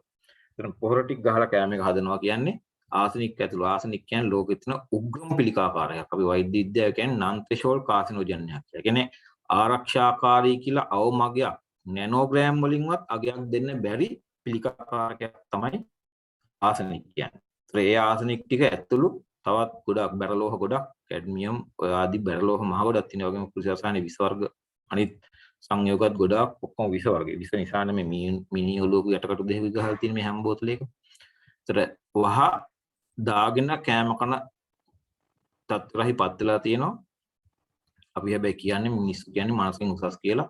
හැබැයි වහ කියන එක කන්න හොඳ නැහැ කියන එකවත් අවබෝධයක් අපිට නැතිලා තියෙන මේ අධ්‍යාපන ක්‍රමයේ තුල අපේ ඔළුව ටික වෙනස් කරලා තියෙනවා. වහ ටිකක් කෑවට කමක් නැහැ කියලා. ඒතර මොකද මේ අධ්‍යාපන ක්‍රමය අපිට ලබා දෙන්නේ මේ වසවිස වෙළඳාම් කරන රටවල් ටිකම තමයි. එතකොට ඒ අධ්‍යාපන ක්‍රමයෙන් අපේ ඔළුවට දාලා තියෙනවා වහ ටිකක් කෑවට කමක් නැහැ කියලා. ඒ වහ ටිකත් එක තමයි මේ සීලුම දේවල් ටික සිද්ධ වෙන්නේ. ඒතර කොහෙන් අඩුවීම අමතරව මේ වසවිස ටික කෑමකට ආවෙන් පස්සේ ප්‍රධාන වශයෙන්ම අපේ ආත්මාව කියන ඉන්ද්‍රිය විනාශ වෙනවා. මොකද ආත්මාවෙන් තමයි අපි විස වලින් ආරක්ෂා කරන ප්‍රධානම ඉන්ද්‍රිය. නමුත් මේ කන විස ටිකම ආත්මාවට විස වෙලා මොකද ලෝකේ උග්‍රම විස ටික තුන් වලටම කනවා අපි. අධික ප්‍රමාණ අපේ කෑම වල තියෙන විශේෂයෙන් බත් වල ගොඩක් වැඩි. අනිත් ඒවාට වඩා මොකද තෘණ ශාක වලට මේ බැරලෝ හැම ගොඩක් උරනවා වැඩි. ඒ නිසා බත් වල ගොඩක් මේ විස වර්ග අඩංගුයි. අපි බත් මහ ගොඩක් කනවා. අපි බතු යෙලොලි කන જાතියක් නේ. එතකොට මේ විසත් මම රකින්න එක තමයි ඔය ස්කෑන් එකට ෆැටි ලිවර් කියලා අහුවෙන්නේ. Fatty lever නොතිබුණා. Fatty lever scan එකට අහුවෙන ප්‍රමාණය වෙනස් වුණා. එක එක්කෙනාගේ ශරීරයේ ක්‍රියාත්මක වෙන විදිහ වෙනස්. සමහරුන්ගේ තෙල් තැම්පත් වල අක්මාවල කුණාට සමහරුන්ගේ තෙල් තැම්පත් වීමක් කියන සිද්ධ වෙන්නේ නැතුනම ස්කෑන් එකට අහුවෙන්නේ නැහැ. හැබැයි ස්කෑන් එකට අහුවුන්නේ නැහැ කියලා නිරෝගී කියලා ගන්න බෑ. මොකද අපි සියලු දෙනාගේම අක්මාව විනාශ වෙලා තියෙන්නේ. දරුවෙක්ගේ ගත්තත් අක්මාවේ ක්‍රියාකාරීත්වය හානි වෙලා තියෙන අපි මේ කන වසවිසත් එක්ක. අක්මාව කියන්නේ ප්‍රධාන විදියක් මම කිව්වේ ආහාර මාර්ගයෙන් තමයි ප්‍රතිශක්තිය හැදෙන්න පටන් ගන්න. එතනින් එහාට අක්මාව ප්‍රධානම ඉන්ද්‍රියක් ඇඟේ ප්‍රතිශක්තිය ගොඩ ගන්න. මොකද අක්මාවත් එක්ක තමයි ඇඟේ හෝමෝන පාලනය ආදී කරුණු ගොඩක් සිද්ධ වෙන්නේ. අපිට පෝෂණය වසවිස ගහලා ආහාරය හදාගත්ත කෙනෙක් පෝෂණය ලැබෙන්නෙත් නැහැ. වසවිස ටිකක් තියෙනවා. ආහාර මාර්ගයේ ප්‍රතිශක්තිය හැදෙන්න පටන් ගන්නෙත් නැහැ. අක්මාව විනාශ වුණාන් පස්සේ ශරීරයේ ප්‍රතිශක්තිය ගොඩ නැගීමක් සිද්ධ වෙන්නේ නැහැ. ඉතින් එහාට ප්‍රතිශක්තිය දුර්වලයි. අපි කතා කරන මේ සියලු බොහෝ වන රෝග ටිකට අපි ගොදුරු වෙනවා. මොනම ක්‍රියාමාර්ගයක් ගත්තත් මේක නවත්තන්න බැරි එකයි. මාස්ක් එක දැම්මත් මීටරේ නෙමෙයි මීටරේ 10න් දුරින් හිටියත් මේක නවත්තන්න බැරි වෙලා තියෙන්නේ. අපේ ඇඟේ ප්‍රතිශක්තිය දුර්වල වෙලා තියෙන්නේ. ඒක හදා ගන්නකම් මේ බෝවන් රෝග ටික නවත්ත ගන්න බෑ. මේ ප්‍රතිශක්තිය හදා ගන්න නම් අපි කරන්න ඕන අපේ ආහාර රටාව වෙනස් කරගන්න අවශ්‍ය වෙන්නේ. අපේ ගොවිතැන වෙනස් කරගන්න අවශ්‍ය වෙන්නේ. ඒ ටික කරගත්තොත් අපිට මේ බෝවන රෝග වලින් වැළකෙන්නත් පුළුවන්. හැදිච්ච බෝවන් රෝග ඉතාමත් ඉක්මනින් හොද ගන්න පුළුවන්. මොකද බෝවන රෝගයක් කියන්නේ විස බීජයක් ඇඟේ වර්ධනය වෙලා රෝගයක් හැදෙනවා. විස බීජ ඉවත් කරගන්න සාර්ථකම ක්‍රමය තමයි ඇඟේ ප්‍රතිශක්තිය වර්ධනය. ඇඟේ ප්‍රතිශක්තිය හැදුවම ඕනම විස බීජයක් ඒක වෛරස් එකක්ද, ඒක ඩෙන්ගු වෛරස් එකද, ඒක කොරෝනා වෛරස් එකද, ඒක නැත්තම් නියුමෝනියා හැදෙන බැක්ටීරියා එකක්ද කියලා අදාළ නැහැ. ඕනම විස බීජයක් ඇඟේ තියෙනවා නම් ඒක ඉවත් කරන්න ප්‍රතිශක්තියට පුළුවන්. ප්‍රතිශක්තිය වර්ධනය වුණා. එතනින් එහාට අපි කතා කරා මේ හිතකර ශුද්ධ ජීවීන් කියන කොටස. තන්තු සහ හිතකර ශුද්ධ ජීවීන් ප්‍රධාන වෙනවා අපේ ප්‍රතිශක්තිය හැදෙන්න ආහාර මාර්ග මේ මම මේ සරල පිටුරේ පෙන්ලා තියෙන මේ ආමාශය පින්තූරයක් පෙන්ලා තියෙන මේ හිතකර මේ ශුද්ධ ජීවීන් තමයි මේ පින්තූරෙන් පෙන්ලා තියෙන්නේ. ඒ හිතකර ශුද්ධ ජීවීන් අපිට ලැබෙන්නේ ආහාරය. ඒතර ඒ ආහාරයෙන් ලැබෙන හිතකර ශුද්ධ ජීවීන් විනාශ වෙන හේතු තියෙනවා. එකක් තමයි අපි කතා කරේ වගාවෙන් විනාශ වෙන එක. දැන් මෙච්චර කතා කරේ. වගා කරන ක්‍රමවේද නිසා ආහාරයේ හිතකර ශුද්ධ ජීවීන් විනාශ වීමෙන් කෑම කෑවට හිතකර ශුද්ධ ජීවීන් ලැබෙන්නේ නැහැ. හිතකර ශුද්ධ ජීවීන් ලැබෙන්නේ නැත්නම් ප්‍රතිශක්තිය ඇති වෙන්නේ නැහැ. හිතකර ශුද්ධ ජීවීන් කියන කොටස අත්‍යවශ්‍යයි. අපි කතා කරන්නේ පෝෂණ ද්‍රව්‍ය තුනක්. විටමින් කන්ජලවණ ටික, තන්තු සහ හිතකර ශුද්ධ ජීවීන්. ඔය තුනෙන් හිතකර ශුද්ධ ජීවීන් කොටසත් අත්‍යවශ්‍යයි ප්‍රතිශක්තිය වර්ධනය වෙන. ඔය තුනම ඕන. ඒ තුනෙන් අත්‍යවශ්‍යම කාරණයක් තමයි හිතකර ශුද්ධ ජීවීන් කියන කොටස. අපි මේ හිතකර ශුද්ධ ජීවීන් කියන කොටස බඩට ආවත් සමහර ආහාර අපි ගන්නවා මේ හිතකර ශුද්ධ ජීවීන් විනාශ වෙන්න හේතු වෙන ආහාර. අපි හිතමු අපි මොනවා හරි වසවිස නැතුව හැදිච්ච කොළ జాතියක් හරි මොකක් හරි කාලේ හිතකර ශුද්ධ ජීවීන් ටිකක් හරි අපේ ආහාර මාර්ගයට එනවා නම් එතනින් එහාට ප්‍රතිශක්තිය අන්තා දුරට හැදෙන්න පටන් ගන්න පුළුවන්. හැබැයි නමුත් අපි කන වැරදි ආහාරات එක්ක මේ අපේ මොනවා හරි වසවිස නැති ශාකයකින් අපේ ආහාර මාර්ගයට ලැබෙන හිතකර ශුද්ධ ජීවීන් ටිකත් විනාශ වෙන ආකාරයේ ආහාර අපි ගන්නවා. මොකද අපිට උගන්ලා තියෙනවා එහෙම ඒවා කන්න කියලා. අපිට උගන්ලා තියෙනවා නිරෝගී වෙන්න නම් මේ ආහාර ගත යුතුමයි කියලා අපිට මේ අධ්‍යාපන ක්‍රමය තුළ උගන්වලා තියෙනවා. නමුත් මේ ආහාර සියලුම මාංශමය ආහාර හේතු වෙනවා අපේ ආහාර මාර්ගින හිතකර ශුද්ධ ජීවීන් විනාශ කරා. එතකොට නැවත හිතිය යුතුයි නිවැරදි ආහාරය කියන්නේ මොකක්ද? ලැබ් එකේ හොයාගෙන ප්‍රෝටීන් තියෙනවා යකඩ තියෙනවා කියලා හොයාගත්තු ආහාරය කන එකද? නැත්නම් ආහාරය කෑවම ඇඟ නිරෝගී වෙන ආහාරයද නිවැරදි ආහාරය කියන්නේ. ඒතර ලැබ් එකේ මොන හොයාගත්තත් ශරීරය තුල සිද්ධ වෙන්නේ මොකද්ද කියලා අපි අවබෝධ කරගන්න. ලැබ් එකේ නෙමෙයි අපි ප්‍රතිශක්තිය හැදෙන්නේ අපේ ආහාර මාර්ගයේ සහ අපේ ශරීරය තුලනේ. ඒතර ශරීරයේ සිද්ධ වෙන දේ නිවැරදිව අවබෝධ කරගත්තොත් අපිට මේ ටික හොයාගන්න පුළුවන්. මේ ටික සියලු මාංශමය ආහාර මොනම ආකාරයෙන් බෙදලා හෝ වේලලා හෝ තම්බලා හෝ ඕනම විදිහකට බඩට වැටුනොත් මේ හිතකර ශුද්ධ ජීවීන් ගන්න. හිතකර ශුද්ධ ජීවීන් අපිට ලැබෙන්නේ මාංශ ආහාර වලින් නෙමෙයි අපිට ලැබෙන්නේ ශාකමය ආහාර වලින්. ප්‍රතිශක්තිය හැදෙන්න ඕන ශුද්ධ ජීවීන් ටික ලැබෙන්නේ ශාකමය ආහාර වලින්. ඒක අනිවාර්යෙන් අපි වෛද්‍යරු හැටියට මතක තියාගන්න ඕන. අපි සාමාන්‍ය මිනිස්සුන්ට උපදෙස් දෙනවා නම් මේ කාරණය මොකද අඩ ගොඩාක් මත තියෙනවා මාස් මාංශ සම්බන්ධයෙන්. සියලු මත තර්ක විතර්ක කරාට වැඩක් නැහැ. ශරීරයේ සිද්ධ වෙන දේ අපි අවබෝධ කරගන්න ඕන.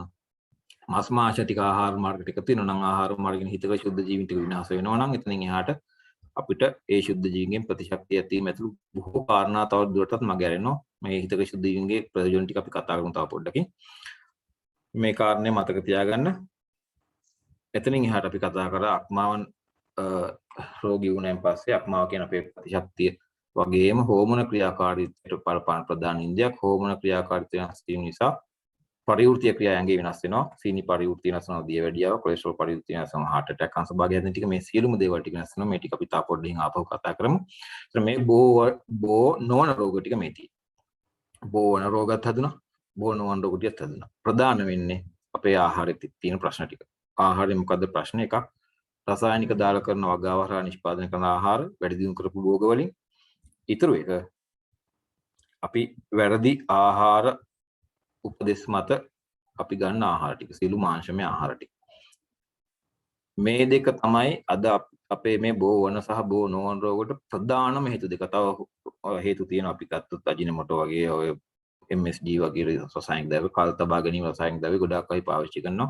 නමුත් ඒ වගේම සිගරට් අරක්කුත් තියෙනවා. ඔය ඔක්කොටම වඩා ප්‍රබල මොකද අරක්කු සිගරටුත් හොඳ නැහැ තමයි. නමුත් ඒක ගන්න බොහොම ප්‍රතිශතයක්. නමුත් ආහාරය කියන එක මේ වසවිස සහිත ආහාරය සහ මස් මාළු කියන එක අත ගත්තොත් ජනතාවගෙන් පොඩි ළමයෙක් ඉඳලා මහලු වයස දක්වා 100%ම මේ වැඩ ටික කරනවා. ඒතර මේ ටික තමයි මුළු ජනතාවම රෝග වෙන්නේ හේතුල තියෙන්නේ. අපි අනිත් කාරණා ටික දැනට කතා කරන්නේ නැහැ. මොකද සාපේක්ෂව ගත්තොත් ඒක පොඩි කාරණා. මේ ආහාරයේ තියෙන මේ වැරදි දෙකත් එක්ක සලකලා බලනකොට. ඒතර මේ වැරදි දෙක හදාගත්තොත් අපිට මේ රෝග වලින් ගොඩාක් වැළකෙන්නත් පුළුවන්. මේ රෝග ගොඩාක් හොඳ කරන්නත් පුළුවන්. ඒතර මේ වැරදි දෙක හදාගන්න තාක්ෂණය යොදාගෙන ප්‍රායෝගිකව මේ ටික කරපු නිසා තමයි මම දැක්කේ හෙළසුවේ හෙළ නිලවේදකම හරහා රෝග සුව වෙන ආකාරය. දියවැඩියාව මාස 2-3ක් යනකොට සුව වෙනවා. නිට්ටාවට හොඳ වෙනවා. ඊට පස්සේ සීනි කන්න පුළුවන්, පැණි කන්න පුළුවන්, සීනි ප්‍රශ්නයක් නැහැ. ඊට පස්සේ ලේව. ඒ වගේම ප්‍රෙෂර්, කොලෙස්ටරෝල් වගේ රෝග ඉතා ඉක්මනින් හොඳ වෙන ආකාරය.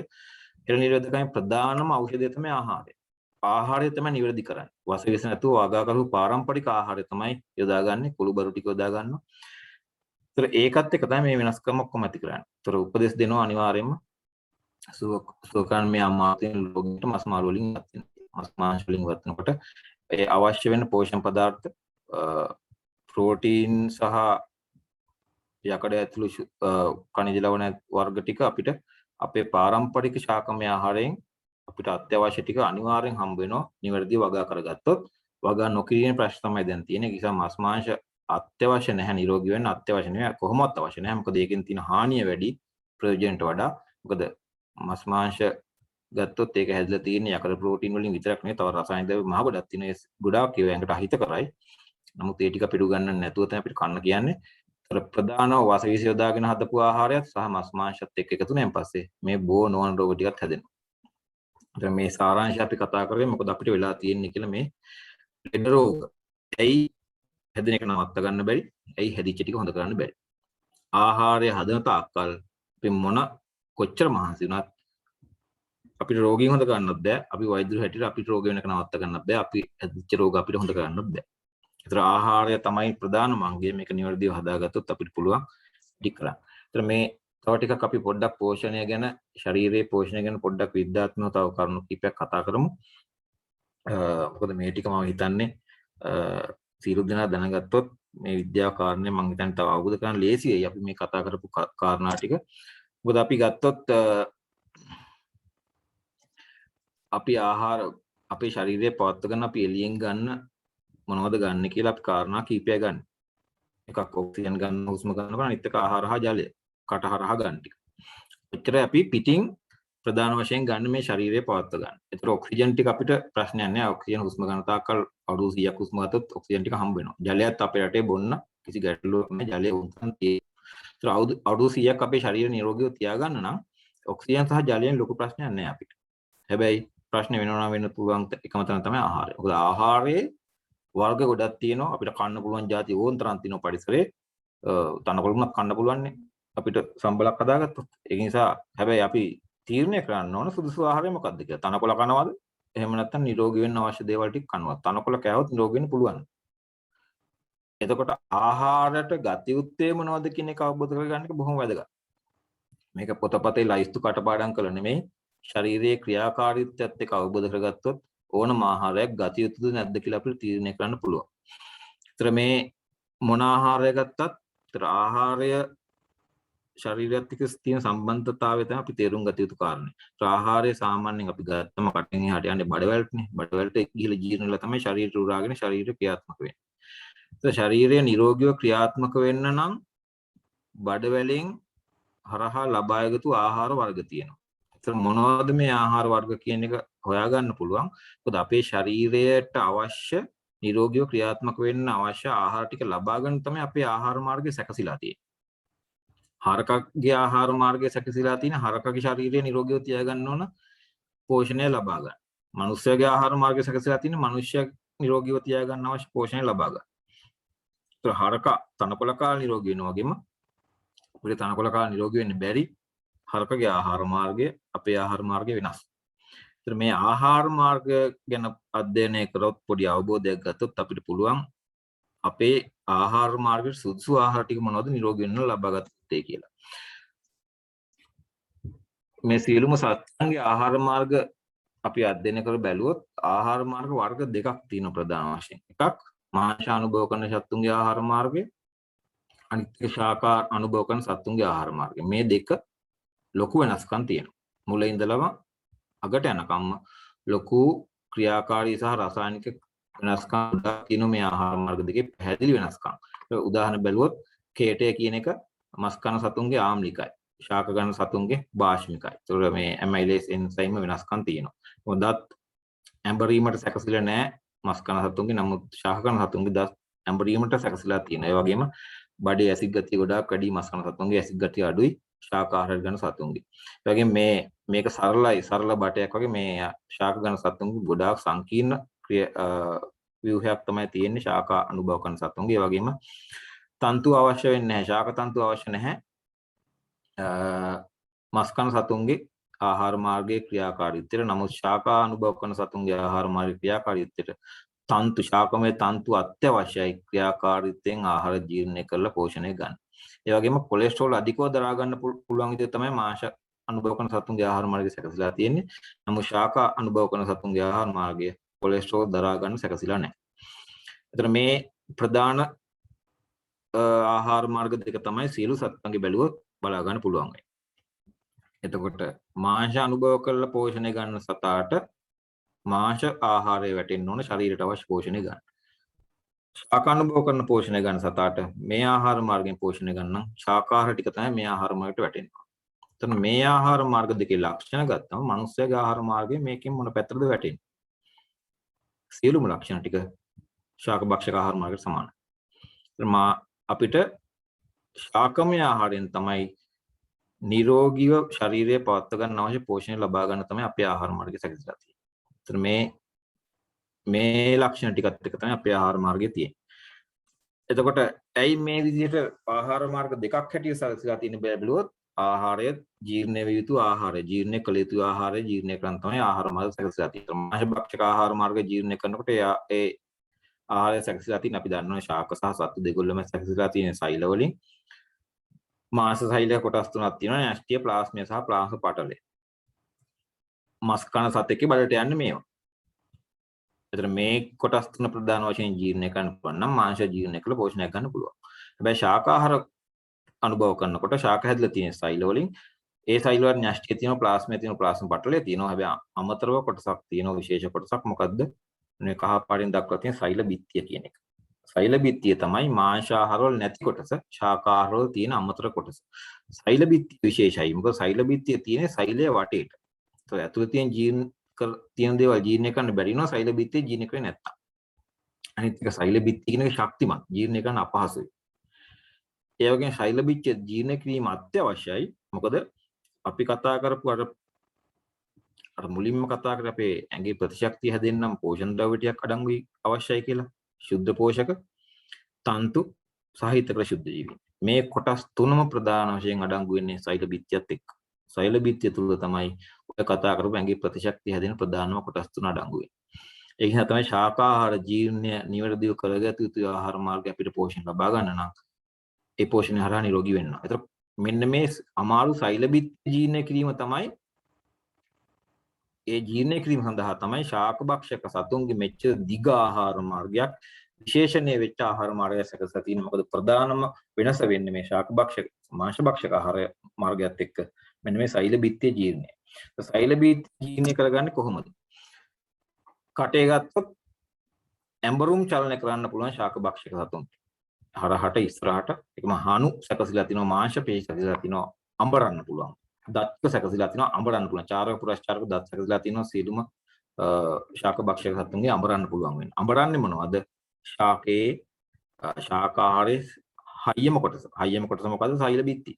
සෛල බිත්තිය අඹරන් තමයි මේ සැකසීලා තියෙන්නේ. නමුත් මාංශ භක්ෂක ආහාර මාර්ගයේ කටක ගත්තොත් දත්වල චාරක පුරස්චාරක තියෙන හැබැයි ඔක්කොම උල් තියෙන්නේ. අඹරන්න බෑ. ඇයි ඒ? අඹරන්න දෙයක් නැති නිසා. මොනවද අඹරන්න නැත්තේ? සෛල බිත්ති නැහැ. ඒත් අඹරන්න අවශ්‍ය වෙන්නේ නැහැ. ගිලින්න විතරයි ඕනේ. ඒ නිසා තමයි අඹරන්න සැකසීලා නැත්තේ. හැබැයි මිනිස්සෙක් බැලුවොත් චාරක පුරස්චාරක පැදලා ඇඹරුම් චලන කරන්න පුළුවන්. මොකද අඹරන්නේ ශාක ආහාරයේ තියෙන සෛල බිත්ති ටික තමයි අඹරන්නේ. හැබැයි අපි කොච්චරලා ආහාරයක් අඹරනවාද කියලා කල්පනා කරලා බැලුවොත් බත් කටක් ගත්ත ගිල්ලනේ. ඔක තියෙන සෛල කෝටි ගාණක් ඇඹරෙන්නේ නැහැ අපේ දත් වලින්. ඒතර ප්‍රධාන වශයෙන් ජීර්ණ සිද්ධ වෙන්නේ එතනින් එහාට. ආමාශය සහ එතනින් පල්ලෙහාට තමයි ජීර්ණ සිද්ධ වෙන්නේ. අපි දන්නවා සෛල බිත්තිය කියන්නේ කාබෝහයිඩ්‍රේට් එකක්. සෙලුලෝස් ප්‍රධාන වශයෙන් ඇතුළේ තියෙන සෙලුලෝසින් සෙලුලෝස් කියන කාබෝහයිඩ්‍රේට් එකක්. ඒතර සෙලුලෝස් කියන්නේ සෛල බිත්තියේ ප්‍රධානම සංඝටකය. ඊටු ඒවා ගොඩාක් තියෙනවා. ව්‍යුහය ප්‍රධාන වශයෙන් හැදලා තියෙන සෙලුලෝස් වලින්. ඒතර සෛල බිත්තිය ජීර්ණය කරන සෙලුලෝස් ජීර්ණය කරනවා. සෙලුලෝස් කියන්නේ කාබෝහයිඩ්‍රේට් එකක්. ඒක සරල කාබෝහයිඩ්‍රේට් බවට ජීර්ණය කිරීම තමයි සිද්ධ වෙන්නේ. ඒතර මේ සඳහා අවශ්‍ය වෙන එන්සයිමයක් මම හිතන්නේ ඉස්කෝලේ යන කාලෙත් අපි අහලා තියෙනවා. මොකක්ද අවශ්‍ය වෙන්නේ? මේ සඳහා අවශ්‍ය වෙන එන්සයිමයක් අපි ඒක නමක් දාලා තියෙන විද්‍යාවෙන් සෙලියුලේස් එන්සයිම් එක. මෙන්න මේ එන්සයිම් එක තිබුණොත් තමයි අපිට සෛල බිත්තිය ජීර්ණය කරන්න පුළුවන්. නමුත් අපි යන කාලේ ඉඳලා බටහිර විද්‍යාව ඉගෙනගෙන අපි ඉගෙන ගන්න කාරණයක් තව එකක් තියෙනවා. මොකද්ද? මිනිසා ඇතුළු ශීරපය සතුන්ගේ ආහාර මාර්ගයේ සෙලියුලේස් එන්සයිම් නිෂ්පාදනය වෙන්නේ නැත කියලා අපිට උගන්වනවා. ශාක භක්ෂක ආහාර මාර්ගයක් තියෙනවා. අපි සෙලියුලේස් එන්සයිම් ආහාර මාර්ගය නැත්තම් කොහොමද ශාක ආහාර ජීර්ණය කරන සෛල බිත්තිය ජීර්ණය කරගන්නේ කියන ගැටලුව වෙනවා. සෙලියුලේස් එන්සයිම් ආහාර මාර්ගය නැත්තම් සෛල බිත්තිය ජීර්ණය කරන්න බෑ, සෙලියුලෝස් ජීර්ණය කරන්න බෑ. ජීර්ණය කරන්න බෑ කියන්නේ සෛල බිත්තියේ තියෙන පෝෂණ ද්‍රව්‍ය හම්බ වෙන්නේ නැහැ. ඒකෙන් ඇතුළේ තියෙන සෛලයේ තියෙන පෝෂණ ද්‍රව්‍ය ටික හම්බ වෙන්නේ නැහැ. ශාක ආහාරයක් ගත්තට කිසිම පෝෂණයක් ගන්න බැරි වෙනවා සෙලියුලේස් එන්සයිම් ආහාර මාර්ගය නැත්තම්. ඒක කොහොමද පෝෂණය ගන්න? හරකගේ ආහාර මාර්ගයේ සෙලුලෝස් නැහැ. හරකන් නාකොළ විතරයි. ඒක හරකත් හොඳ නිරෝගීව ජීවත් වෙලා ඉන්නවනේ. කොහොමද එහෙනම් මේක සිද්ධ වෙන්නේ? මෙන්න මේ කාරණය තමයි අපිට උගන්වමු නැති කාරණේ. අපිට කාරණා දෙකම උගන්වලා තියෙනවා. සෙලුලෝස් ඕන සෙලුලෝස් ජීර්ණය කරන්න කියලා. ක්ෂීරපය සතුන්ගේ ආහාර මාර්ගයේ සෙලුලෝස් එන්සයිම් නැහැ කියලා උගන්වලා තියෙනවා. ඔය දෙක එකතු කරලා උගන්වලා නැහැ. මේක මෙහෙමනම් කොහොමද ආහාර ජීර්ණය වෙන්නේ කියලා. ඔතන තමයි අපිට පෝෂණය උගන්වපු නැති ප්‍රධානම කොටස. මෙන්න මේ කැල අවබෝධ කරගත්තොත් ඉතින් එහාට අපිට පුළුවන් ගොඩාක් විද්‍යාව පැත්තෙන් තේරුම් ගන්න මේ අපේ පෝෂණය ගැන, ආහාරයේ ලැබෙන පෝෂණය ගැන. මේ සෙලුලෝස් එන්සයිම් කියන එක අපේ ආහාරය නිෂ්පාදනය නොවුනට සෙලුලෝස් එන්සයිම් තියෙන කට්ටියක් ඉන්නවා. පරිසරයේ අපි දන්නවා කොළ වර්ග, ශාක කොටස් ජීර්ණය කරන්නේ. පුස් වර්ග, දිලීර වර්ග, බැක්ටීරියා වර්ග ඉන්නවා. සෙලුලෝස් එන්සයිම් තියෙන නිසා තමයි ඒක ශාක ජීර්ණය කරන්නේ. ශාක කොටස් ජීර්ණය කරන්නේ. අපේ ආහාර මාර්ගෙත් ඉන්නවා ශුද්ධ ජීවීන් මේ සෙලුලෝස් එන්සයිම් නිෂ්පාදනය කරන කට්ටිය. ඒගොල්ලෝ තමයි අපි ගන්න ශාකමය ආහාර ජීර්ණය ආරම්භ කරන්නේ සෛල බිත්ති ජීර්ණය කළා. ඒතර මේගොල්ලොත් අපි කියන්නේ අපිට අවශ්‍ය කාරණේ කරන නිසා මේගොල්ලෝ අපි හිතකර ශුද්ධ ජීවීන් කියලා තමයි සලකන්නේ. මේ හිතකර ශුද්ධ ජීවීන් අපිට කොහෙන්ද ලැබෙන්නේ? ආහාර ශාකමය ආහාර හරහා තමයි ලැබෙන්නේ. ඒ ඉන්න කට්ටියම තමයි මේ ආහාර ජීර්ණය සඳහා ක්‍රියා කරලා අපිට පෝෂණය ගන්න අවශ්‍ය වෙන ආහාර ජීර්ණ ක්‍රියාවලිය සිද්ධ කරන්න ආරම්භ කරන්නේ. සෙලුලෝස් විතරක් නෙමෙයි, තවත් රසායනික ද්‍රව්‍ය, තවත් එන්සයිම් වර්ග ගොඩක් තියෙනවා. අපිට අපේ ආහාර මාර්ගය නිෂ්පාදනය නැති වුණාට ආහාර ජීර්ණය කළා පෝෂණ ලබා ගන්නට යනකම් උදව් කරන රසායනික ද්‍රව්‍ය, ඒ වගේම එන්සයිම් වර්ග ගොඩාක් මේ හිතකර ශුද්ධ ජීවීන් විසින් නිෂ්පාදනය කරනවා. ඒතර මේ හිතකර ශුද්ධ ජීවීන් කියන කොටස අත්‍යවශ්‍යයි ආහාර ජීර්ණය කළ පෝෂණයක් ගන්නවා. ඒතකොට ඒක නිසා තමයි අපි කිව්වේ මේ හිතක ශුද්ධ ජීවීන් විනාශ වෙන ආහාරකෙන් අපිට පෝෂණය ලැබෙන්නේ නැහැ. එතනින් හැට ප්‍රතිශක්තිය වෙන්නේ නැහැ. ඒකම මේ හිතක ශුද්ධ ජීවීන් කොච්චර ඉන්නවද කියලා ගත්තොත් ගාන කියවන්න අමාරුයි. මම හිතන්නේ ට්‍රිලියන 100ක් මීට වඩා ඉන්න මේ අවම ගානක්. දැන් මේ අපේ ආහාර මාර්ග වල විනාශ වෙච්ච කට්ටියවත් විනාශ වෙලා ඉන්නකොට බැලුවත් මීට වඩා ඉන්න. ඒතර වර්ග විද්‍යාවෙන් හොයාගෙන තියෙන්නේ 2000ක් විතර කියලා අපේ හෙළසුවේ දැනුම අනුව නම් ඔය වගේ 10 ගුණයකටත් වඩා ඉන්න ඕන නිරෝගී කට්ටිය. ඒ කියන්නේ විද්‍යාවෙන් තමයි හොයාගෙන තියෙන්නේ බොහොම පොඩ්ඩයි. බර ගත්තොත් කිලෝ 1.5ක් විතර ඉන්නවා ආහාර මාර්ගයේ අපේ හිතකර ශුද්ධ ජීවීන් විතරක්. ඒතර අපි අමතක කළ දැනුමට ලොකු කොටසක් අපිට අමතකලා තියෙන්නේ. මේ කට්ටිය කරන වැඩ බැලුවොත් අපේ ඇඟේ සෛල වගේ 10 ගුණයකට වඩා සෛල තියෙනවා මේ හිතකර ශුද්ධ ජීවීන් කියන සෛලවලට. ඒ වගේම ජාන ගොඩාක් වැඩි. අපි ජාන කියන අපේ ක්‍රියාකාරීත්වය හසුරවන කොටසනේ අපේ ඇඟේ තියෙන. ඒ වගේම ප්‍රෝටීන් වර්ග හදාගන්න පුළුවන් ජාන ගොඩාක් තියෙනවා අපේ ඇඟේ නැති ඒවා. ඒ කියන්නේ අපිට කරන්න බැරි වැඩ මහා ගොඩක් මේ හිතකර ශුද්ධ ජීවීන්ට බඩේ ඉඳන් කරන්න පුළුවන්. ඒ නිසා තමයි අපි මේ දැන් විද්‍යාඥයෝ මේක හඳුන්වන්නේ forgotten organ එක. ඒ කියන්නේ මෙච්චර කල් අමතක වෙච්ච ශරීර අවයවයක් කියලා තමයි සලකන්නේ මේ හිතකර ශුද්ධ ජීවීන් කොටස. ඒ කොටස අමතක වෙච්ච නිසා තමයි අපිට මේ ප්‍රශ්න වෙලා තියෙන්නේ මේ ටික අවබෝධ කරගන්න බැරි අපේ නිරෝගීතාවය ඇති කරගන්නේ කොහොමද කියලා. ඒතර මේ ආහාර ජීර්ණය කිරීම වගේම මේ හිතකර ශුද්ධ ජීවීන්ට පුළුවන් විශේෂ ආහාර සංඝටක හදන්න අලුතෙන්. විශේෂයෙන් විටමින් වර්ග මහ ගොඩක් අපේ ආහාරය හරහා ලැබුණ නැති වුණාට ඒ අඩුව පුරවන්න පුළුවන් මේකට බඩේ ඉඳන් මේ ශුද්ධ ජීවීන් පුළුවන් විටමින් වර්ග හදන්න. ගොඩක් විටමින් B වර්ග ගොඩක් හදන්න. විශේෂයෙන් විටමින් B12 අපිට උගන්වනවා මම මතක ඇති මම හිතන්නේ B12 ලැබෙන්නේ අපිට සත්මය ආහාර වලින් විතරයි කියලා උගන්වනවා. අපි බටහිර වෛද්‍යවරුන්ට උගන්වනවා හරක් මස් කන්න උපදෙස් දෙන්න. මොකද හරක් මස් වල ගොඩාක් විටමින් B12 තියෙනවා. විටමින් B12 අඩු ලෙඩෙක් හම්බුනොත් අපිට උපදෙස් දෙනවා මම හරක් මස් කන්න ගන්නවා. හරක් මස් වල ගොඩාක් තියෙනවා. හරක් මස් කන්න කියලා උපදෙස් දෙන්න උගන්වනවා. නමුත් හරකගේ මස් වලට කොහෙන්ද විටමින් B12 ආවේ කියලා හිතලා බැලුවා නම් වැඩේ තේරෙනවා. මොකද හරක මස් කන්නේ නැහැ. හරක මස් කන්නේ නැද්ද කොහොමද විටමින් B12 ආවේ? ආවේ කොහොමද? හරකගේ ආහාර මාර්ගින් හිතකර ශුද්ධ ජීවීන් තමයි විටමින් B12 හදන්නේ.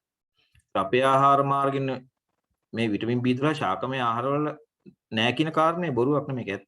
හැබැයි ශාකමය ආහාර මත යැපෙන හිතකර ශුද්ධ ජීවීන්ට පුළුවන් විටමින් B12 හදන්න.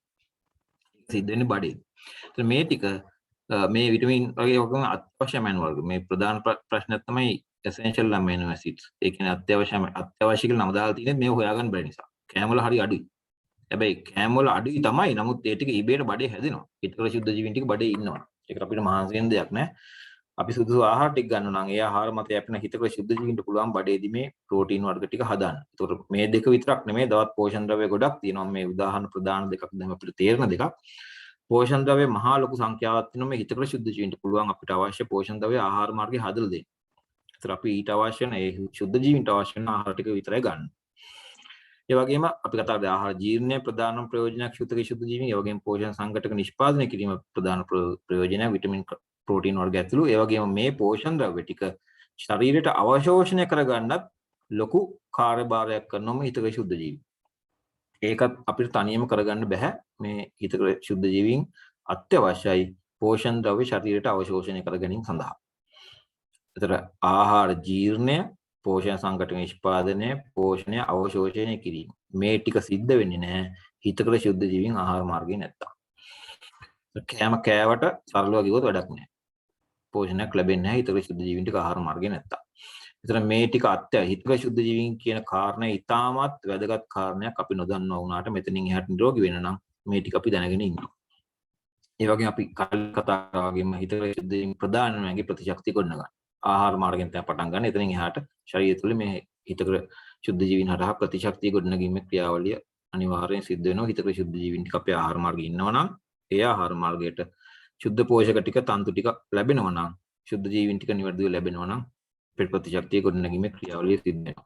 ඒ වගේම අපේ ආහාර මාර්ගයේ තියෙන විශේෂ සෛල වර්ගයක් හෝමෝන ස්‍රාවය කරන්න පුළුවන් සෛල. මේවට ඉංග්‍රීසියෙන් කියන්නේ එන්ට්‍රෝක්‍රයින් සෙල්ස් කියලා.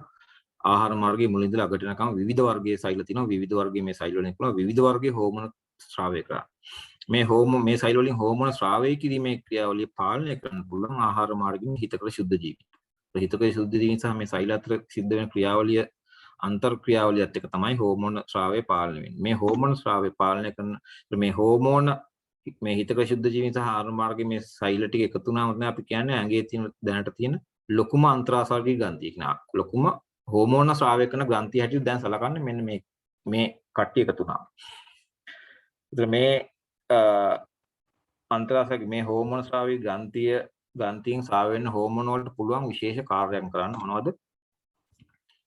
මුළු ශරීරයේම තියෙන හෝමෝන පද්ධතිය පාලනය කිරීමේ හැකියාව තියෙන මේ ආහාර මාර්ගයෙන් ස්‍රාව වෙන හෝමෝන වලට.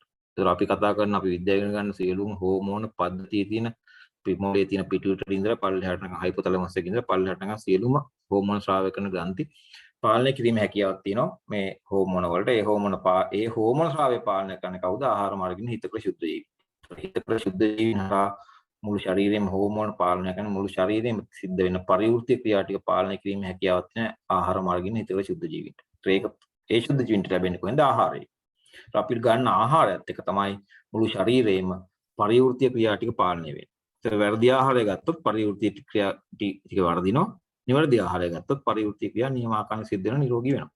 සරල ගත්තොත් එහෙමයි. ඒතර මේ අපි ගන්න ආහාරයෙන් තමයි අපි ශාකමය ආහාරයෙන් තමයි මේ හිතක ශුද්ධ ජීවීන් ටික අපි ලැබෙන අපි මේ කතා කරපු ප්‍රයෝජන ටික ලැබෙන්න නම් මේ ශුද්ධ ජීවීන් ටික ශාකමය ආහාර ටික ලැබෙනවා. නිවැරදිවම ලැබෙන්නේ පාරම්පරික. ඒ කියන්නේ අපේ ශරීරයට නම් අපේ රටේ දේශීය පාරම්පරික ආහාර ටික අත්‍යවශ්‍යයි.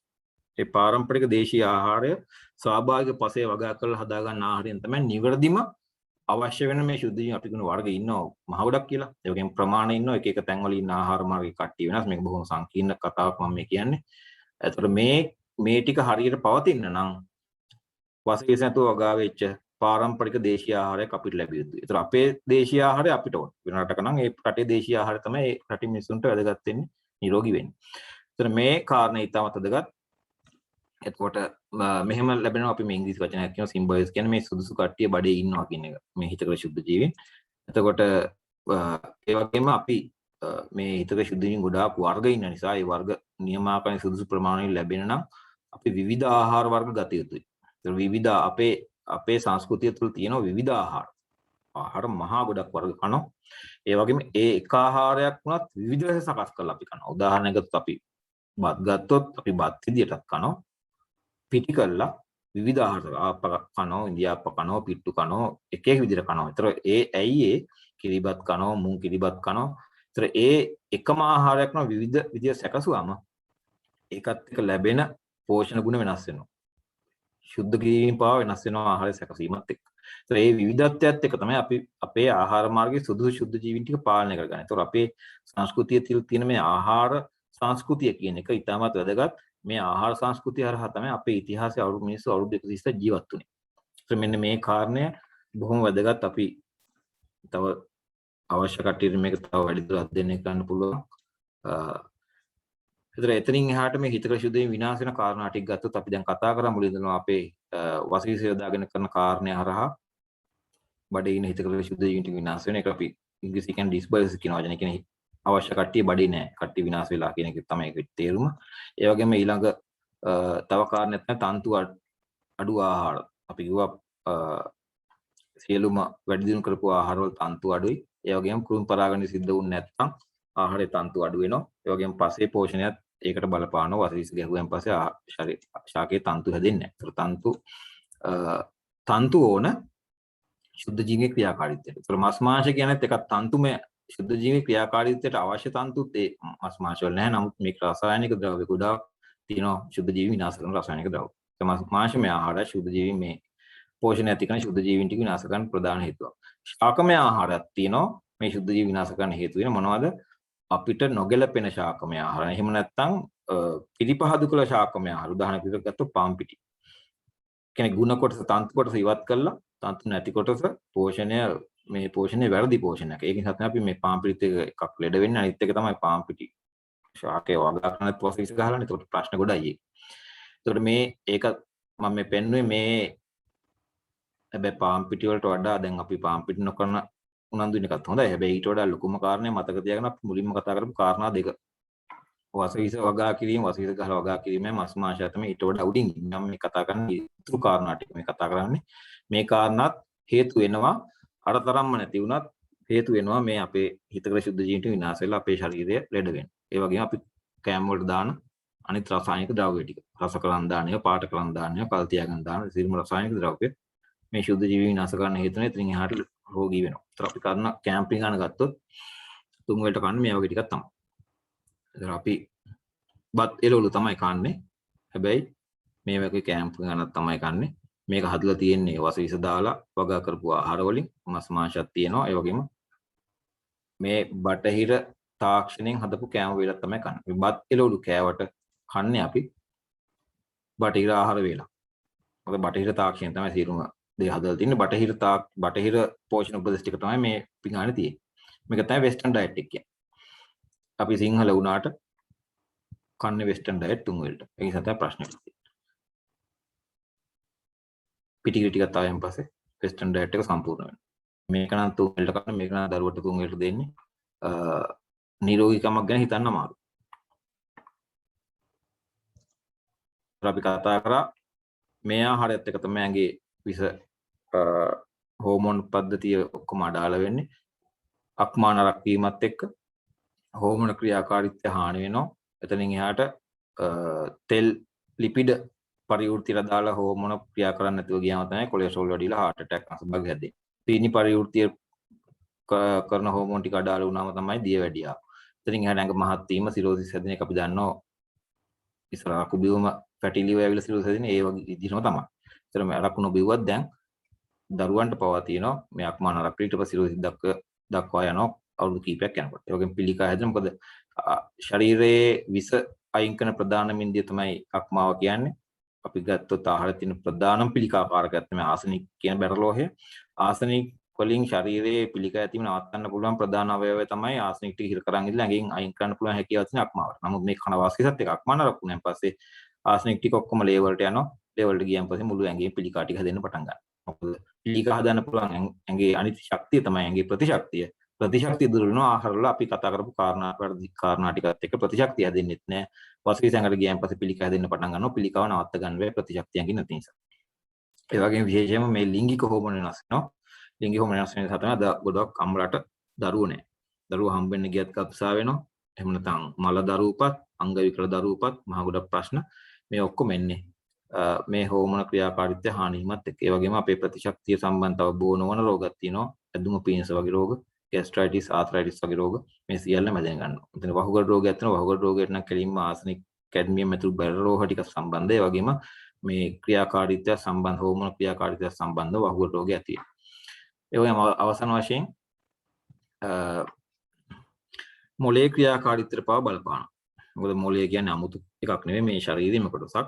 මේ ශරීරයේ කොටසක් නම් මොලේ ක්‍රියා කරන්නේත් අපි ගන්න ආහාරයේ තියෙන පෝෂණයත් එක්ක. ඒතර නිවැරදි පෝෂණය මොලේට සුද්ධ පෝෂක ටික නිවැරදිව ලැබුණොත් මොලේ ක්‍රියාත්මක වෙනවා.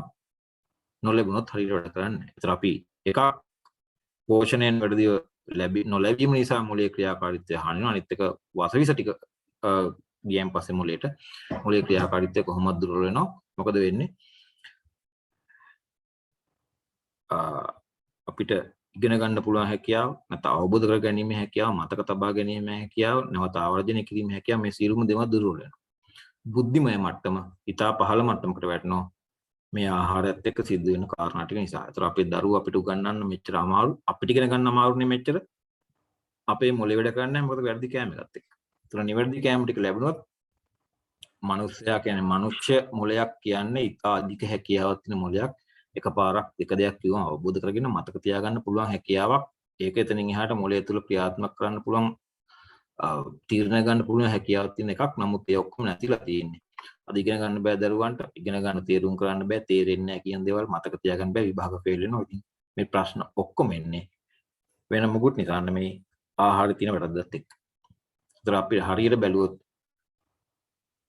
ඉගෙන ගන්න බෑ කියන දරුවෝ කොටසක් අපි අතරේ නැහැ. අපි නිවැරදිව ආහාරය සැකසුවොත් මම මේ බය නැතුව කියන්නේ මොකද මේක ප්‍රායෝගිකව අපි කරලා තියෙන නිසා.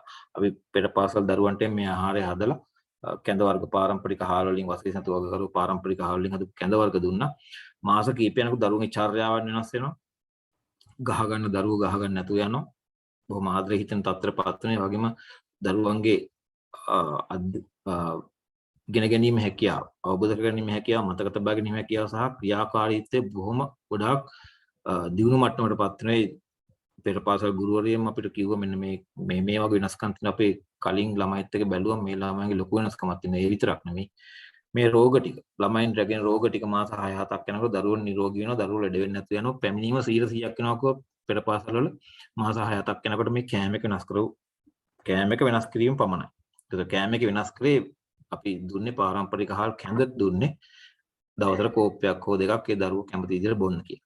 ඒතර මේ ආහාර රටාවත් එක්ක මේ සියලු රෝග පාලනය කරන්න පුළුවන් ප්‍රායෝගිකව කරපු නිසා තමයි මම මේ බය නැතුව මේ හිලසේ වෛද්‍යරු බය නැතුව මේ ටික කතා කරන්නේ. මේ ටික මේ තියරි විතරක් නෙමෙයි, මේ ටික ප්‍රායෝගිකව කළා ලෙඩ හොඳ කරලා ලෙඩ හැදෙන එක නවත්තලා තියෙන්නේ. ඒ නිසා තමයි බය නැතුව කතා කරන්නේ. අපිට මේ අධ්‍යාපන ක්‍රමය තුළ ගන්න බැලන්ස් ඩයට් එක කියන එක, සමබර ආහාර කියන එක සම්පූර්ණ වැරදි උතුරක් අපිට දෙන්නේ.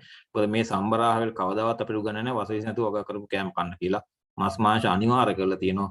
මේකත් එක මේ ප්‍රශ්න ටික මේ ආහාර වේල තියෙනවා. මේ ආහාර වේල තියෙන මේ ප්‍රශ්න ටික තමයි අද තියෙන මේ දැන් කතා කරේ ඒ ගැන අවබෝධය ගන්න. මේ ඉස්සෙල්ලා කතා කරපු බෝ වන රෝග සහ බෝ නොවන රෝග සියලුම රෝග වලට හේතු වෙන්නේ මෙන්න මේ කෑම වේල. මේ ප්‍රශ්න ටිකත් එක තමයි අපිට ලෙඩ හැදෙන්න පටන් ගන්න.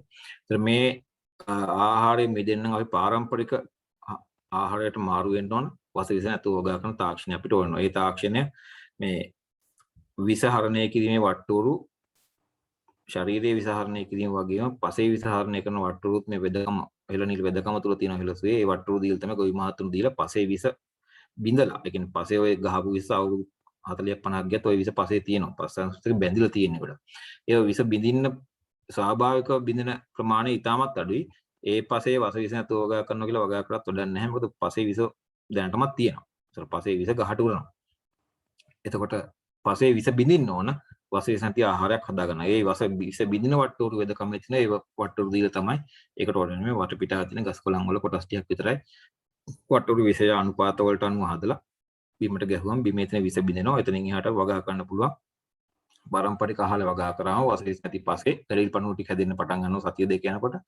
ඒ පසේ වගා කරාම ඒ පසේ වැවෙන ආහාරයේ ඖෂධීය ගුණ ඉතාමත් අධික. පාරම්පරික ආහාර කියන්නේ අධික ඖෂධ ගුණ තියෙන. අපි ඖෂධ ගුණ කියන්නේ මේ ඒකේ තියෙන විශේෂයෙන්ම සරලව කිව්වොත් ඖෂධ ගුණ හැටියට දැනෙන්නේ ශුද්ධ පෝෂක කියන රසායනික ද්‍රව්‍ය.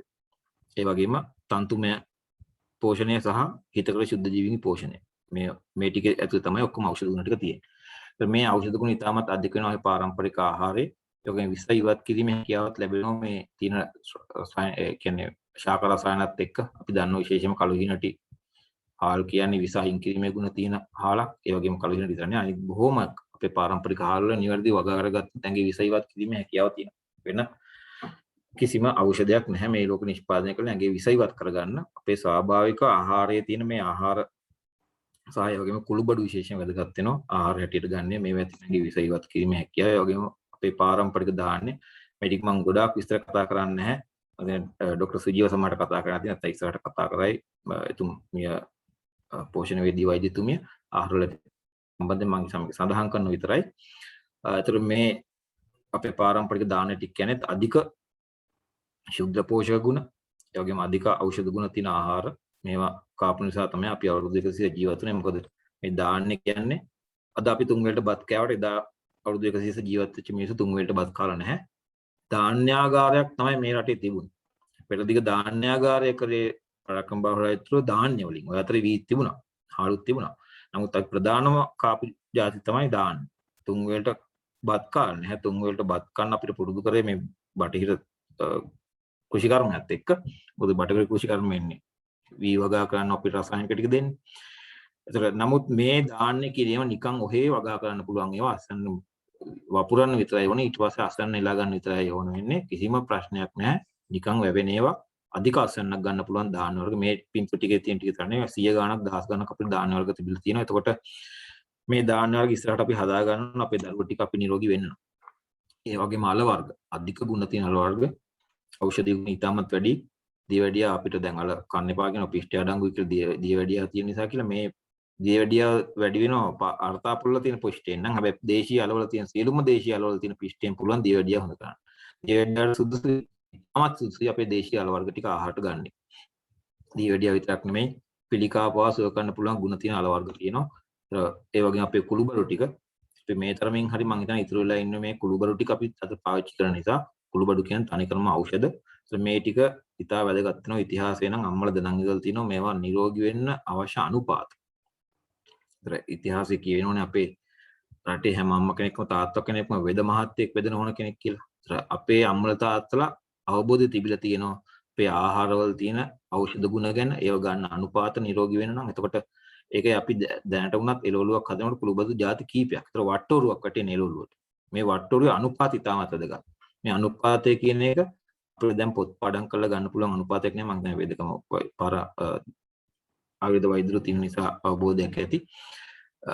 මට අවබෝධය තියෙන මේ හෙළ නිලවැදකම ගැන. ඒතර හිත දියුණු කරලා අධ්‍යාත්මික දියුණුවත් එක්ක අවබෝධ වෙන කාරණයක් තමයි මේ ආහාරවල තියෙන අනුපාත. නිරෝගී වෙන්න අවශ්‍ය වෙන්නේ කොයි අනුපාත වලින්ද කියලා. ඒතර මේ අපි අද ඒ වගේ අවබෝධයක් නැතත් අඩුම ගානේ අද රසයෙන් සුවඳෙන් හරි දාන යම්කිසි අනුපාතات එක්ක තමයි මේ අපි මේ තරමින් හරි ඉතුරු වෙලා ඉන්න ඇත්ත කියලා අපිට හිතෙන්නේ මේ කුළුබඩු වල තියෙන ගුණත් එක්ක. ඒකට ඊළඟ කාරණේ පොල්. අපි දැන් බටහිර විද්‍යාවෙන් බය කරලා තියෙන පොල් කන්න එපා, පොල් තෙල් කන්න එපා කියලා. පොල් තෙල් පොල් කිරි කියන්නේ අනිවාර්යයෙන්ම අපේ ශරීරය නිරෝගී වෙන ඇඟේ විස අයින් කරන, ඒ වගේම ඇඟේ ප්‍රතිශක්තිය ගොඩනගා ගන්න ප්‍රධාන වශයෙන් හේතු වෙන අපේ ආහාරයක්. විශේෂයෙන්ම වෛරස් රෝග වලට විරුද්ධව අධික හැකියාවක් තියෙන පොල් වලට ඇඟේ ප්‍රතිශක්තිය හදන්න. ඒ නිසා බය නැතුව පොල් ටික කන්න පුළුවන්, මිටි කිරි ටික කන්න පුළුවන්. ඒ වගේම ලුණු කියන එකත් අද බය කරලා තියෙනවා. ප්‍රෙෂර් තියෙනවා ලුණු කන්න හොඳ නැහැ කියලා. ලුණු කියන්නේ අත්‍යවශ්‍ය පෝෂණයක්. ලුණු නැතිනොත් ගොඩාක් ලෙඩ හැදෙනවා. ප්‍රෙෂර් හැදෙන්නේ අපි දැන් මෙච්චර කතා කරන්නේ ප්‍රෙෂර් හැදෙන්නේ ලුණු වලින් නෙමෙයි කියලා දැන් අපි දන්නවනේ. ප්‍රෙෂර් හැදෙන්නේ වසවිස නිසා ගහලා හදන ආහාරය සහ මස් මාංශය තමයි ප්‍රධානම හේතුව. ඒ දෙක අයින් වුණ තැනදී අනිත් අපි කතා කරපු කාරණාත් හිමින් අයින් කරන්න පුළුවන් නම් වඩා හොඳයි. මේ ආහාර ටික ආහාර මාට එකතු වෙනවා කියන්නේ ඉතාමත් ඉක්මනින් ප්‍රතිශක්තිය හදන ලෙඩ රෝග වලින් වැළකෙන්න සහ හැදිච්ච ලෙඩ රෝග ඉතාමත් ඉක්මන හොඳ ගන්න පුළුවන්. ඒ නිසා තමයි අපි වෛරස් වලට විශේෂයෙන් අපි අහලා තිනවා අපි හෙළසුවේත් අපි උපදෙස් දෙනවා පොල් කිරි කැඳ බොන්න කියලා. ඒතර පොල් කිරි කැඳ කියන්නේ ප්‍රතිශක්තිය විශේෂයෙන් වර්ධනය කරන ආහාරයක්. ඒක බය නැතුව පිරිසිදු පොල් තෙල් නම් බය නැතුව බැදුම් ಜಾති වොන්තරම් කන්න පුළුවන්. ඒක නිරෝගී වෙනවා. ඒතර මේ හෙළසුවේ ප්‍රධාන වශයෙන් හදලා අපි මිනිස්සුන්ට මේ පොදුවේ ගන්න පුළුවන් තැනටපත් කරලා තියෙන මේ ආහාරය. මොකද බත් කන්න හැමෝටම බත් පාරම්පරික ආහාර නැහැ. බත් කන වශයෙන් සඳෝගා කරපු එච්චර ප්‍රමාණයක් වගා කරලා නැහැ. අක්‍ර 10 ගණක් වගා කරාට ලංකාවේ කන්න මිනිස්සුන්ට අපි වගා කරවල නැහැ ගොවි මහතුරුන්ට. ගොවි මහතුරු ඔක්කොම ඉන්න රසායනික එකෙන් ඉන්නේ. හරි අමාරු ගොවි මහතුරුන් මේක අවබෝධ කරලා දින අවබෝධ වෙච්ච ගොවි මහතුරු පිරිසක් දිගින් දිගට වගා කරනවා.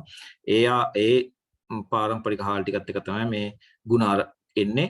මේ එළසෙන් ප්‍රියන්තා සේනක මහත්මිය හඳුන්වලා දීපු වටරුත් එක මේ හදපු පාරම්පරික හාල් කැඳවල සහ ධාන්‍යයක් දාන එකට ඒ වගේම කුළුබඩු විශේෂ අනුපාත වලට ගත්ත මේ කුළුබඩු වට්ටෝරු කැඳ වට්ටෝරු 5ක් අනුව තමයි 5කින් ආධාරයෙන් තමයි මේ ඇඟේ ප්‍රතිශක්තිය ඇති කිරීම, ඇඟේ විස ඉවත් කිරීමේ ටික මේ ටික කරලා ඇඟ නිරෝගී කරන එක කරන්නේ ගොඩාක්ම හෙළ නිල වෙදකමේ මේ ප්‍රධානම කැඳ වර්ග 5ක් උපයෝග කරගන්නවා.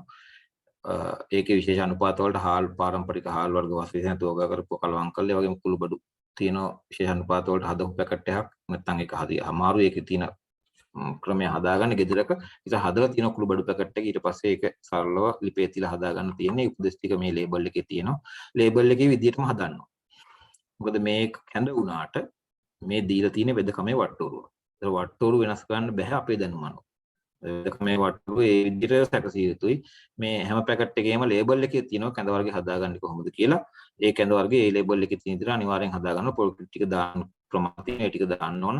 අමු එළවලු දානවා මොන හරි ඒ ප්‍රමාණ තියෙන ඒ විදිහටම දාන්න ඕන. කරපිංච කොළ 3යි නම් වැඩි රහ වෙන්න කියලා 5ක් දාන්න බෑ. ලේබල් එකේ තියෙන 3යි දාන්න කියලා නම් 3යි තමයි දාන්න. අපි වරද්දුවොත් වට්ටෝරුව ලෙඩ හොඳ වෙන එක වෙනස් වෙයි. නමුත් නිවැරදි ආකාරයට හදාගෙන මේ ටික දවස් ගානේ බිව්වොත් මේ පැකට් එකකින් ප්‍රීතිකෝප් 5ක් වගේ හදනවා. සාමාන්‍ය එක ප්‍රීතිකෝප්යක් බිව්වම ඇති. මේක අද බිව්වොත් මේ සුදු පාට ලේබල් එක අද බිව්වා නම් හෙට නිල් පාට. මේ පාටින් ලේබල් දාලා තියෙන අඳුර ගන්න ලේසි වෙන්න.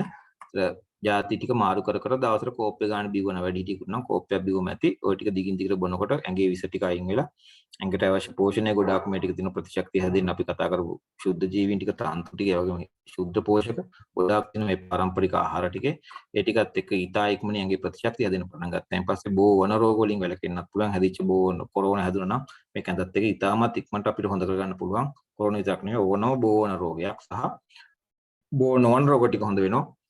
අක්මාවේ තියෙන විස ටික මේ ආහාරات එක්ක ඉවත් වෙනවා. අක්මාව ආපු ක්‍රියා කරන්න ගන්නවා. හෝමෝන ටික ඇඟේ වැඩ කරනවා. ආපහු සීනි පාලනය වෙනවා. සීනි ටික දියවැඩිය හොඳ වෙනවා. තෙල් ලිපිඩ පරිවෘත්තිය පාලනය වුණාම කොලෙස්ටරෝල් ටික හොඳ වෙලා පපුවේ අමාරු හැදෙන ඒවා ටික හොඳ වෙලා යනවා. ඒතර මේ ආහාරය පාරම්පරික ආහාරය අපේ තියෙන ඖෂධ ගුණත් එක්ක තමයි මේ ටික කරන්නේ.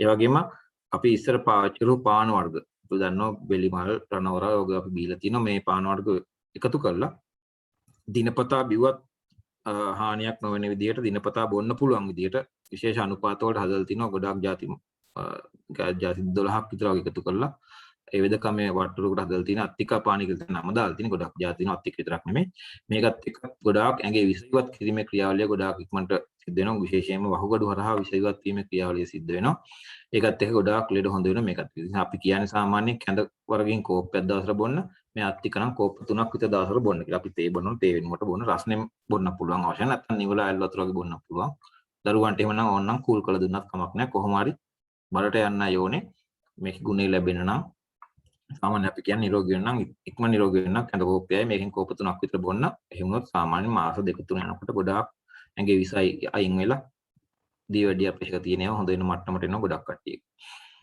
ඒතර එතකින් එහාට ඇඟේ ප්‍රතිශක්තිය ඉතා ඉක්මනින් හදා ගන්න ක්‍රමයක් තමයි වෙදකමේ තියෙන මේ හුමාල ප්‍රතිකාර ක්‍රමය. මේකෙදි මේ අද කතා කරන වගේ අර හුමාල රස්නේ නෙමෙයි මේ විස බීජ විනාශ වීමක් නෙමෙයි මේක සිද්ධ වෙන්නේ. මේකේ තියෙන ඖෂධ ගුණත් එක්ක ඇඟේ ප්‍රතිශක්තිය හැදීමේ ක්‍රියාවලිය ඉක්මන් කිරීමක් තමයි කරන්නේ. මේකේ උපදේශ ටික මේ ලේබල් එකේ තියෙනවා. ඒක මම අද විස්තර කරන්නේ නැහැ. ගොඩාක් විස්තර කරන්නේ නැහැ. ඒ උපදේශ ටික අනුව මේ හුමාල් ප්‍රතිකාරය කරනකොට ඇඟේ ප්‍රතිශක්තිය ඊටම දවස් 2-3 යනකොට ඇඟේ ප්‍රතිශක්තිය හැදිලා විස බීජ තියෙන ඇඟෙන් ඉවත් වෙලා කොරෝනා පව දවස් 2-3 යනකොට හොඳ වෙන මට්ටමට වෙනවා PCR එක බලනකොට දවස් 4-5න් නෙගටිව් වෙනවා දුම් හට්ටිය අල්ලනකොට හැබැයි ප්‍රධාන කාරණේ දුම් හට්ටිය ඇල්ලුවට වැඩක් නැහැ ප්‍රතිශක්තිය හැදෙන ආහාර ටික ආහාර මාර්ගයට වැටලා තියෙනවා පාරම්පරික ආහාර ටිකක් කුළුබරු ටික කැඳ වර්ග ටික සහ අත්තික පානේ අපි කියන අනිවාර්යෙන් බොන්න එක නිසා මොකද හොයාගන්න බැහැ සාමාන්‍ය පිරට පුරාම හෙළසින් බෙදා හැලා තියෙන ටික කැඳ වර්ග පහ සහ අත්තික පානේ ඒ ටික අනිවාර්යෙන් ආහාර මාර්ගයට වැටෙනවා නම් ආහාර මාර්ගය ප්‍රතිශක්තිය හැදෙන වැඩි පටන් ගන්නවා ඇඟේ විස ඉවත් වීමත් එක්ක අක්මාව ක්‍රියා කරන්න පටන් ගන්න ප්‍රතිශක්තිය හැදෙන වැඩි ඇඟ තුල ක්‍රියාත්මක වෙනවා ඒක ශීඝ්‍ර කරන එක තමයි දුම් හට්ටිය හුමාල් ප්‍රතිකාරයෙන් කරන්නේ මේක ඖෂධ වර්ග 80 ගණක් තියෙන ඔක්කොම ඒ අනුපාතය අරන් තියෙන වෙදකමේ අනුපාතය අනුව ඒකෙන් කරන්නේ ඇඟේ මේ හෝමෝන ක්‍රියාවලිය ඉක්මන් කරලා ඇඟේ රසායනික ක්‍රියාවලිය ඉක්මන් කරලා ඇඟේ ප්‍රතිශක්තිය ගොඩනැගීම ඉතාමත් ඉක්මනට කරනවා ප්‍රතිශක්තිය ගොඩනැගුණාම ඇඟේ තියෙන විස බීජ මොකක් වුණත් හොඳ වෙලා යනවා ඒක කොරෝනා වුණත් එකයි ඩෙන්ගු වුණත් එකයි මියුන වුණත් එකයි එහෙම නැත්නම් නියුමෝනියා වුණත් එකයි මොක වුණත් දැන් ගොඩාක් තෙම වලට දුම් හට්ටිය අල්ලනවා කියලා ලොකු බයක් තියෙන මිනිසුන්ගේ නිකං හුමාලය ඇල්ලුවට තෙම වැඩි වෙන්න පුළුවන් නමුත් ඖෂධ මේක වෙදකමේ එන ඖෂධ හුමාලය තියෙන්නේ ඖෂධීය ක්‍රමවේදයක් මේ නියුමෝනියා පවයි තා ඉක්මනින් හොද කරන්න පුළුවන් මොකද නියුමෝනියා හැදෙන විස බීජ නිසා ඇඟේ ප්‍රතිශක්තිය හැදෙනකොට ප්‍රතිශක්තිය නියුමෝනියා හොද කරනවා. ඒතර හුමාලය කියන්නේ ඒකට උදව් කරන ඖෂධ ප්‍රතිකාරයක් විතර ඇඟට ලබා දෙන ප්‍රතිශක්තිය හැදෙන්නේ. ඒතර මේ ක්‍රියාවලිය මේක බෝවන් රෝග නෑ බෝ නොවන් රෝග වලට අපි යොදා ගන්නවා. ඒ තුන් දිනක් ගොඩාක් කට්ටිය මේක අල්ලනකොට සුව වෙනවා. විශේෂයෙන්ම අමාරු අවස්ථාද හෘදයාබාධයක් හැදිච්ච කෙනෙක් එකපාරටම මෙඩිකල් අල්ලගෙන ගෙදර ඉන්න කියලා නේ මම කියන්නේ. ඒක අමාරු අවස්ථාවක වෛද්‍යරුන්ගේ උපදෙස් ගන්නවා. නමුත් සාමාන්‍යයෙන් අපි දිගින් දිගට බෙහෙත් ගන්න කට්ටියට නම් මේ ටික කරාම ගොඩාක් ඇඟේ විසයින් වෙලා ඇඟේ හෝමෝන් ටික වැඩ කරන නම් ගොඩාක් ලෙඩ හොඳ වෙනවා. ගොඩාක් මේ දුම්හට්ටිය කියන එක හැමදාම අල්ලන්න අවශ්‍ය එකක් නෙමෙයි. අවශ්‍ය වෙලාවක් ආවොත් විතරක් අල්ලන්න. බෝවන් රෝගයක් හැදෙන විතරක්. හැමදාම ගන්න කියලා අපි උපදෙස් දෙන්නේ කැඳ වර්ග සහ අත්තික පානය. කිනම් පාරම්පරික ආහාර බත් ගන්න. එළවලු පළතුරු ටික පුළුවන් තරම් වසවිස නැති වෙන්න ඕන. මස් මාළු ටික නම් පිඟානෙන් අයින් වෙන්න ඕන. ඔය විදිහට අපේ කැම්පින් ගන්න හදාගෙන අවශ්‍ය වෙලාවට විතරක් මේ දුම්හට්ටිය තියෙන අවශ්‍ය වෙලාවට අල්ලන්න ඒක කරගත්තොත් අපිට මේ ලෙඩ ගොල්ලන් ගොඩාක් දෙන්න පුළුවන්. අල්ලන විදිහේ පැකට් එකේ ලේබල් එකේ තියෙන සාමාන්‍ය කොරෝනා වලට අපි කියනවා කියන්නේ තදබල උණක් කොරෝනා හෝ මොන උණක් වුණත් කමන්නේ උණක් හැදුනොත් අපි කියනවා පැය භාගෙන් භාගෙ 3 වරක් අල්ලලා විනාඩි 3ක් 5ක් උමාලලා ඊට පස්සේ මේ ඖෂධ වතුරකින් රස්නෙන් තුවාලයක් පොඟලා කොඳුනාටි සහ අතපය හතරේ හන්දි ටික තවන්න. ඒ විදිහට කරන සාමාන්‍යයෙන් විනාඩි 20ක් 25ක් විතර යනවා. තවන්න එකක් తీරන. මොකද ඒ වගේ පැය භාගයක් ආපු විවේකයක් ගන්නවා ආයෙ එහෙම කරනවා. උමාලලා තවනවා. ඒ විදිහට මේ දවසට 9 පාරක් විතර කරනකොට සාමාන්‍යයෙන් දවසෙන් දෙකකින් උනාඩු වෙලා පැඟේ ප්‍රතිශක්තිය හැදිලා උනාඩු වෙලා හොඳ වෙලා යනවා. එතකොට මේ කාලේ වගේ දරුණු සාමාන්‍යයෙන් දින 7ක් උමාලේ ප්‍රතිකාර කරාම ඇති. මේ කාලේ වගේ දැන් දරුණු කොරෝනා රෝග තියෙනවා. අපි කියන දින 14ක් එක දිගට කරන්නේ නැත්නම් අර ආපහු වෙලඳින ප්‍රශ්න එහෙම තියෙනවනේ. ආපහු නේනවනේ. ඒ වගේ ප්‍රශ්න නැති වෙනවා. සාමාන්‍ය දින 14ක් කරා නම් හොඳටම ඇති. හැබැයි මතක තියාගන්න කාණ්ඩේ උමාලේ ප්‍රතිකාරයෙන් විතරක් වැඩ හොඳ වෙන්නේ නැහැ. අනිවාර්යෙන් කැඳ ටික අත්තික පානේ ටික වැඩි හොඳයි. තවත් බත් ටිකක් කන්න පුළුවන් නම් පොල් කිරි කැඳ බොන්න පුළුවන් නම් පාරම්පරික ආහාර වලින් හදලා වශයෙන් තෝග කරපු ඒ වගේ ඒවා තව අමතර එකතු කරන්න පුළුවන් නම් ප්‍රතිශක්තිය හැදෙනවා ඉක්මන් වෙනවා. තවත් ඉක්මන් ලෙඩ හොඳ වෙනවා. ආහාරය අනිවාර්ය ආහාරයට අමතරව තමයි මේ දුම්හට්ටිය ප්‍රතිකාරය දීලා තියෙන්නේ. ඒතර මේ ටික තමයි අපි මම අවබෝධ කර දැනුමත් එක්ක අපි ලෙඩ හොඳ කරගත්තේ. අපේ පවුල් ලෙඩවල් හොඳ කරගත්තේ. ඒ වගේම අපි මිනිස්සුන්ගේ දහස් ගානක ලෙඩ හොඳ කරේ මේ දැනුමත් එක්ක මේ ප්‍රායෝගික ක්‍රියාකාරකම් ටිකත් එක්ක මේ ඖෂධ ටික එළසුවෙන් දීපු ඖෂධ ආහාර ඖෂධ ටිකත් එක්ක තමයි අපි මේ වෙනකොට දහස් ගණන් ලෙඩ හොඳ කරේ. ඒතර මේ දැනුම අපිට තියෙනවා නම් අපිට අපේ පවුල ආරක්ෂා කරගන්න පුළුවන්. මේක අවබෝධ කරගන්න අනිත් මිනිසුන්ව ආරක්ෂා කරලා දෙන්නත් අපිට පුළුවන්. ඒතර ඒක තමයි අපි මේ උත්සාහ කරේ අපිට මේ ලැබුණු ආරාධනාවත් එක්ක මේකද මේ ටික දන්නවනම් අපිට ආරක්ෂා වෙන්න පුළුවන්. නිරෝගීව අපේ ආරක්ෂා කරන්න පුළුවන්. නැත්නම් අද වෛද්‍ය විද්‍යාවන් තුලින් ලැබෙන උපදෙස් වලින් මේ අවබෝධය තියෙනකොට අපිට තේරෙනවා මේ උපදෙස් වලින් නම් රෝග සීමක් සිද්ධ වෙන්නේ නැහැ කියලා. මොකද මේ උපදෙස් ඔක්කොම වැරදි. අපිට මේ අවබෝධය තියෙනකොට අපිට තේරෙනවා දෙන උපදෙස් වැරදි. මොකද ඒකක්වත් ඇඟේ ප්‍රතිශක්තිය ගොඩනගෙන දෙන ඒවා නෙමෙයි. ප්‍රතිශක්තිය ගොඩනගෙන නැත්නම් ඇඟේ විස ටික අයින් වෙන්නේ නැත්නම් ඒක නිරෝගී වෙන්නේ නැහැ. මොන උපදෙස් පිළිපැද්දා. ඒක නිසා මේ අපි කතා කරේ නිරෝගී වෙන්න අත්‍යවශ්‍යම කාරණා ටික දැනුම ටික අද කතා කරේ. අපි ගැටලු තියෙනවා නම් සාකච්ඡා කරන වෙලාවක් ගමු. එහෙමනම් අපි සාකච්ඡා කරමු. දැන් කරුණු තියෙනවා නම් ප්‍රශ්න අහන්න. ඉතාමත් වටිනා කරුණු රාශියක් අප සමග බෙදා ගැනීම සහ දැනුවත් කිරීම සම්බන්ධව ඔබතුමාට බෙහෙවින්ම ස්තුතියි. අපත් සමග එක් වී සිටින ඔබට ගැටළු ඉදිරිපත් කිරීමට කාලය ලබා දීමට අප දැන් සූදානම්. මට ගැටලුවක් තියෙනවා කතා කරන්න පුළුවන්ද? ඔව් පුළුවන්. මට තියෙන ගැටලුව තමයි දැන් අපි ගත්තොත් එහෙම කැඳ වර්ග මම විශේෂයෙන් කතා කරන්නේ කොළ කැඳ ගැන. ඒකට කොළ කැඳ ගත්තාම සාමාන්‍යයෙන් අපි අමු කොළ අරගෙන يعني අපි ගත්තොත් එහෙම මොනවාරි කැඳ වර්ගයක අමු කොළ ගන්න එකයි දැන් මේ කොළ වේලලා කුඩු කරලා ගන්න එකේ ගුණේ වෙනසක් වෙන්නේ නැද්ද? ගුණේ අඩුවීමක් වෙන්නේ නැද්ද කියන එක තමයි මට දැනගන්න ඕන. ඒ කියන්නේ බත් කැඳේ ප්‍රශ්නයක් නෑ. මොකද ඒක කොහොමද ගැටලුවක් නෑ. මම කියන්නේ කොළ වර්ග ගන්නකොට ඒ ගුණේ වෙනස් වෙනවද? අපි අවුදේ ගිහිල්ලා කොළ ටිකක් අරගෙන කඩලා අරගෙන හදන එකේ මේ වගේ වේලලා ගන්න එකේ මොනවාරි වෙනසක් තියෙනවද? ගුණේ අඩුවක් තියෙනවද? වෙනසක් තියෙනවද කියලා දැනගන්න ඕන. ඔව් මේ කොළ කැඳ ගැන කතා කරොත් ඇත්තටම කොළ කැඳ කියලා අපේ ඉතිහාසයේ කොළ කැඳ ගැන සඳහන් වෙන්නේ අපේ තිබිලා තියෙන ඖෂධීය කැඳ කියන එක. අපි කොළ වර්ග දැම්මත් ඖෂධීය අනුපාතයකට තමයි ඒක හදලා තියෙන්නේ. එතකොට අපි දැන් අද හදන කොළ කැඳවල එහෙම වෙදකමේ දැනුමක් නැහැනේ. අපි නිකන් සාමාන්‍යයෙන් දන්න විදිහට දාලා හදන එකක්නේ. එතෙන්දී අපිට ඇඟ නිරෝගී වෙන්න අවශ්‍ය පෝෂණයක් එතෙන්දී ලැබෙන්නේ නැහැ. නැත්නම් අපි කොළ කැඳ බිව්වමත් නිරෝගී වෙන්න ඕනනේ. නිරෝගී වෙන්නේ නැත්තේ ඒකේ පෝෂණ නිවැරදිව ලැබිය යුතුයි. ඇඟේ විස ටික අයින් වෙලා ඇඟේ ප්‍රතිශක්තිය ගොඩනගෙන ඇඟේ හෝමෝන් ටික වැඩ කරන්න අවශ්‍ය පෝෂණය ලැබෙන්න ඕන කැඳ හරහා. කැඳ කියන්නේ අපේ ඉතිහාසයේ කැඳ කියන්නේ ඖෂධීය කැඳ. ඒතර අපි මේ කැඳ අද හැලුවට ලක් කරාට මේ අපේ බටහිර මේ ආපු අධ්‍යාපන ක්‍රමෙත් එක්ක අපේ ඔක්කොම පෝෂණීය ආහාර ටික හැලුවට ලක් කරලා තිනවා. කැඳ බිව්වම පන්න තියෙන එක අපේ ඔළුවට දාලා තියෙන්නේ. කැඳ කියන්නේ අධික පෝෂණ ගුණයක්, ඖෂධීය ගුණයක් තියෙන ආහාරයක් අපි ඉතිහාසයේ පාවිච්චි කරපු. ඒතර කැඳ තාක්ෂණය ඇතුලේ අපිට නිකන් අවබෝධයෙන් ගන්න පුළුවන් තාක්ෂණයක් නෙමෙයි කැඳවල තියෙන්නේ. කැඳවල තියෙන වෙදකමේ තාක්ෂණයක්. වෙදකමේ තියෙන වට්ටෝරුවක් හැටියට තමයි කැඳ හැදෙන්න ඕන ඖෂධීය ගුණය එන්න නම්. ඒතර අපි ඒතර ඒ වට්ටෝරුවේ තියෙනවා කැඳ වලට කොළ ගන්නවා නම් කොළ වර්ග කොහොමද ගන්න ඕන? ඒක වේල්ලද ගන්න ඕන, බැදලාද ගන්න ඕන? ඒතර වෙදකමේ තියෙන වට්ටෝරුවක් තමයි කැඳ කියන්නේ. අපේ ඉතිහාසෙත් අපේ මම කිව්වා අපේ අම්මලා තාත්තලා හැමෝම වෙද මහතුරු වෙද නෝනලා ඉතිහාසෙත් අම්මලා තාත්තලා දැනන් ඉඳලා තියෙනවා කැඳක් හදන්න ඉස්සර ඖෂධීය ගුණ එන විදියට. ඒතර අපිට ඒ දැනුම නැති ප්‍රශ්නයක් අද තියෙන්නේ. ඒතර කැඳ ඒ කියන්නේ අර කිව්වාගේ බත් දාන එකත් වසවිස හාල් දාන්න ඕන නම් ඉතින් කැඳකින් කොහොමත් ලෙඩක් හොඳ වීම බලාපොරොත්තු වෙන්න බෑ. හැබැයි වසවිස නැති පාරම්පරික හාල් දාලා හරි හදනවා නම් කොළ జాතියව දාන එකෙන් ඖෂධීය ගුණයක් විශේෂ ගුණයක් එන්න නම් ඒකේ අනුපාත තියෙනවා විශේෂයෙන් දාන්න ඕන. නැත්නම් අගුණයක් වෙන එකක් නැහැ. අපි ගුණ ಜಾති කුල ಜಾති මොනවද දැම්මොත් ඒක ශරීරයට හානියක් වෙන එකක් නැහැ. නමුත් ලෙඩ හොඳ වීමේ ගුණය ඖෂධීය ගුණය ගන්න නම් වෙදකමේ අනුපාත වලට අනුව ඒ කැඳ හැදෙන්න ඕන. ඒක නිසා තමයි අපි නිකන් කොළ කැඳ බිව්ව කියලා රෝග සූචිමක් දකින්නේ නැත්තේ ඒක. මම හිතන්නේ අවශ්‍ය උත්තරේ ලැබෙන්නේ නැත්නම් තව පැහැදිලි නම් කියන්න. අපි අත්ොත් එම හිතමු දැන් අපි මේ ඉස්සර يعني අතීතයේ තිබ්බද මේ වගේ ඖෂධ කැඳ වේලලා හදාගන්න ක්‍රමයක් නැත්නම් දැන් වර්තමානයේ තියෙන එකක් ඒක අපි ඉතිහාසය බලනකොට ගොඩාක් දැන් ආයුර්වේද ඉතිහාසෙත් තියෙනවා කැඳ වර්ග, ඖෂධීය කැඳ වර්ග. සිංහල වෙදකම ඉතිහාසෙත් ඖෂධීය කැඳ වර්ග පාවිච්චි කරලා තියෙනවා. ඒක කැඳ කියන එක මේ වෙදකමට සීමා වෙච්ච එකක් නෙවෙයි. ඉතිහාසය බලනකොට අපේ සංස්කෘතිය තුළ හැම ගෙදරම කැඳ කියන එක හදලා තියෙනවා. ඒතර වෙදකමේ දැනුම තිබිච්ච නිසා අපි හැමෝම කැඳ හදාගෙන බීලා තියෙනවා. නමුත් ඖෂධීය ගුණය එන්නේ අපේ අවබෝධයත් එක්ක. වෙදකම සම්බන්ධ තියෙන අවබෝධයත් එක්ක. එතකොට මේ වෙදකම කියන එක අපේ සාමාන්‍ය දෙයක් නෙමෙයි. ඉතිහාසයේ වෙදකම කියන එක සාමාන්‍ය දෙයක් අපේ රටේ මිනිසුන්ගේ අතරේ. ඒතර හැමෝම වෙදකම දන්න જાතියක් නේ අපි ඉස්සර ඉඳලා තියෙන්නේ. එතකොට ඒ දැනුමත් එක්ක තමයි අපි කැඳ බීලා තියෙන්නේ. ඒතර ඒ දැනුම නැති ප්‍රශ්නේ තමයි. නමුත් මම කියාර හානියක් වෙන එකක් නැහැ. වසවිස නැති જાති ටිකක් නම් කැඳට එකතු වෙන්නේ.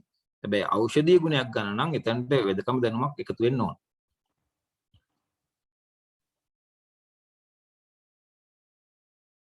තව ගැටලු තියෙනවා නම් අපි කතා කරමු.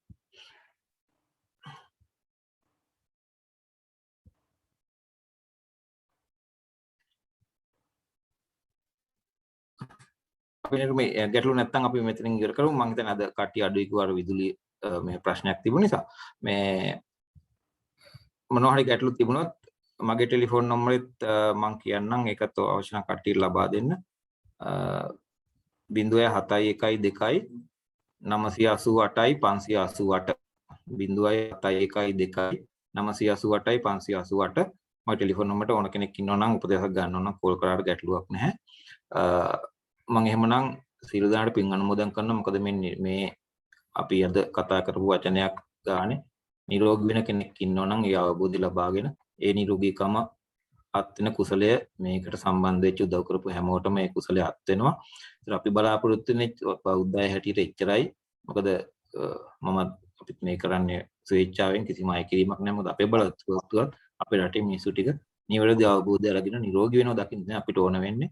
අපේ රටේ නැවතත් ඉතිහාසය වගේ නිරෝගී ජාතියක් බිහි කරන්න අවශ්‍ය. නිරෝගී ප්‍රඥාවන්ත ජාතියක් බිහි කරන්න අවශ්‍ය වෙන. ඒකට උත්සාහ ගන්න. ඒතර ඒක උදව් කරපු සියලු දෙනාට ඒ කුසලයේ අත් වේවා කියලා මම අධිෂ්ඨාන තියෙනවා. සියලු දෙනාම නිරෝගී වේවා කියලා අධිෂ්ඨාන තියෙනවා. සියලු දෙනාටම තෙරුවන් සරණයි ආයුබෝවන්. තෙරුවන් සරණයි වෛද්‍යමනි. ඒ වගේමයි ඔබගේ අධිෂ්ඨානය සහ අරමුණ අපි තාමත් අගය කරනවා වගේම ඔබතුමාටත් පුණ්‍යානුමෝදනාවක් කරනවා. එසේනම් අප වැඩසටහන අවසාන විට ළඟා වී ඇති බැවින් අද දින වැඩසටහන මෙතනින් නිමා කිරීමට අපි සූදානම්.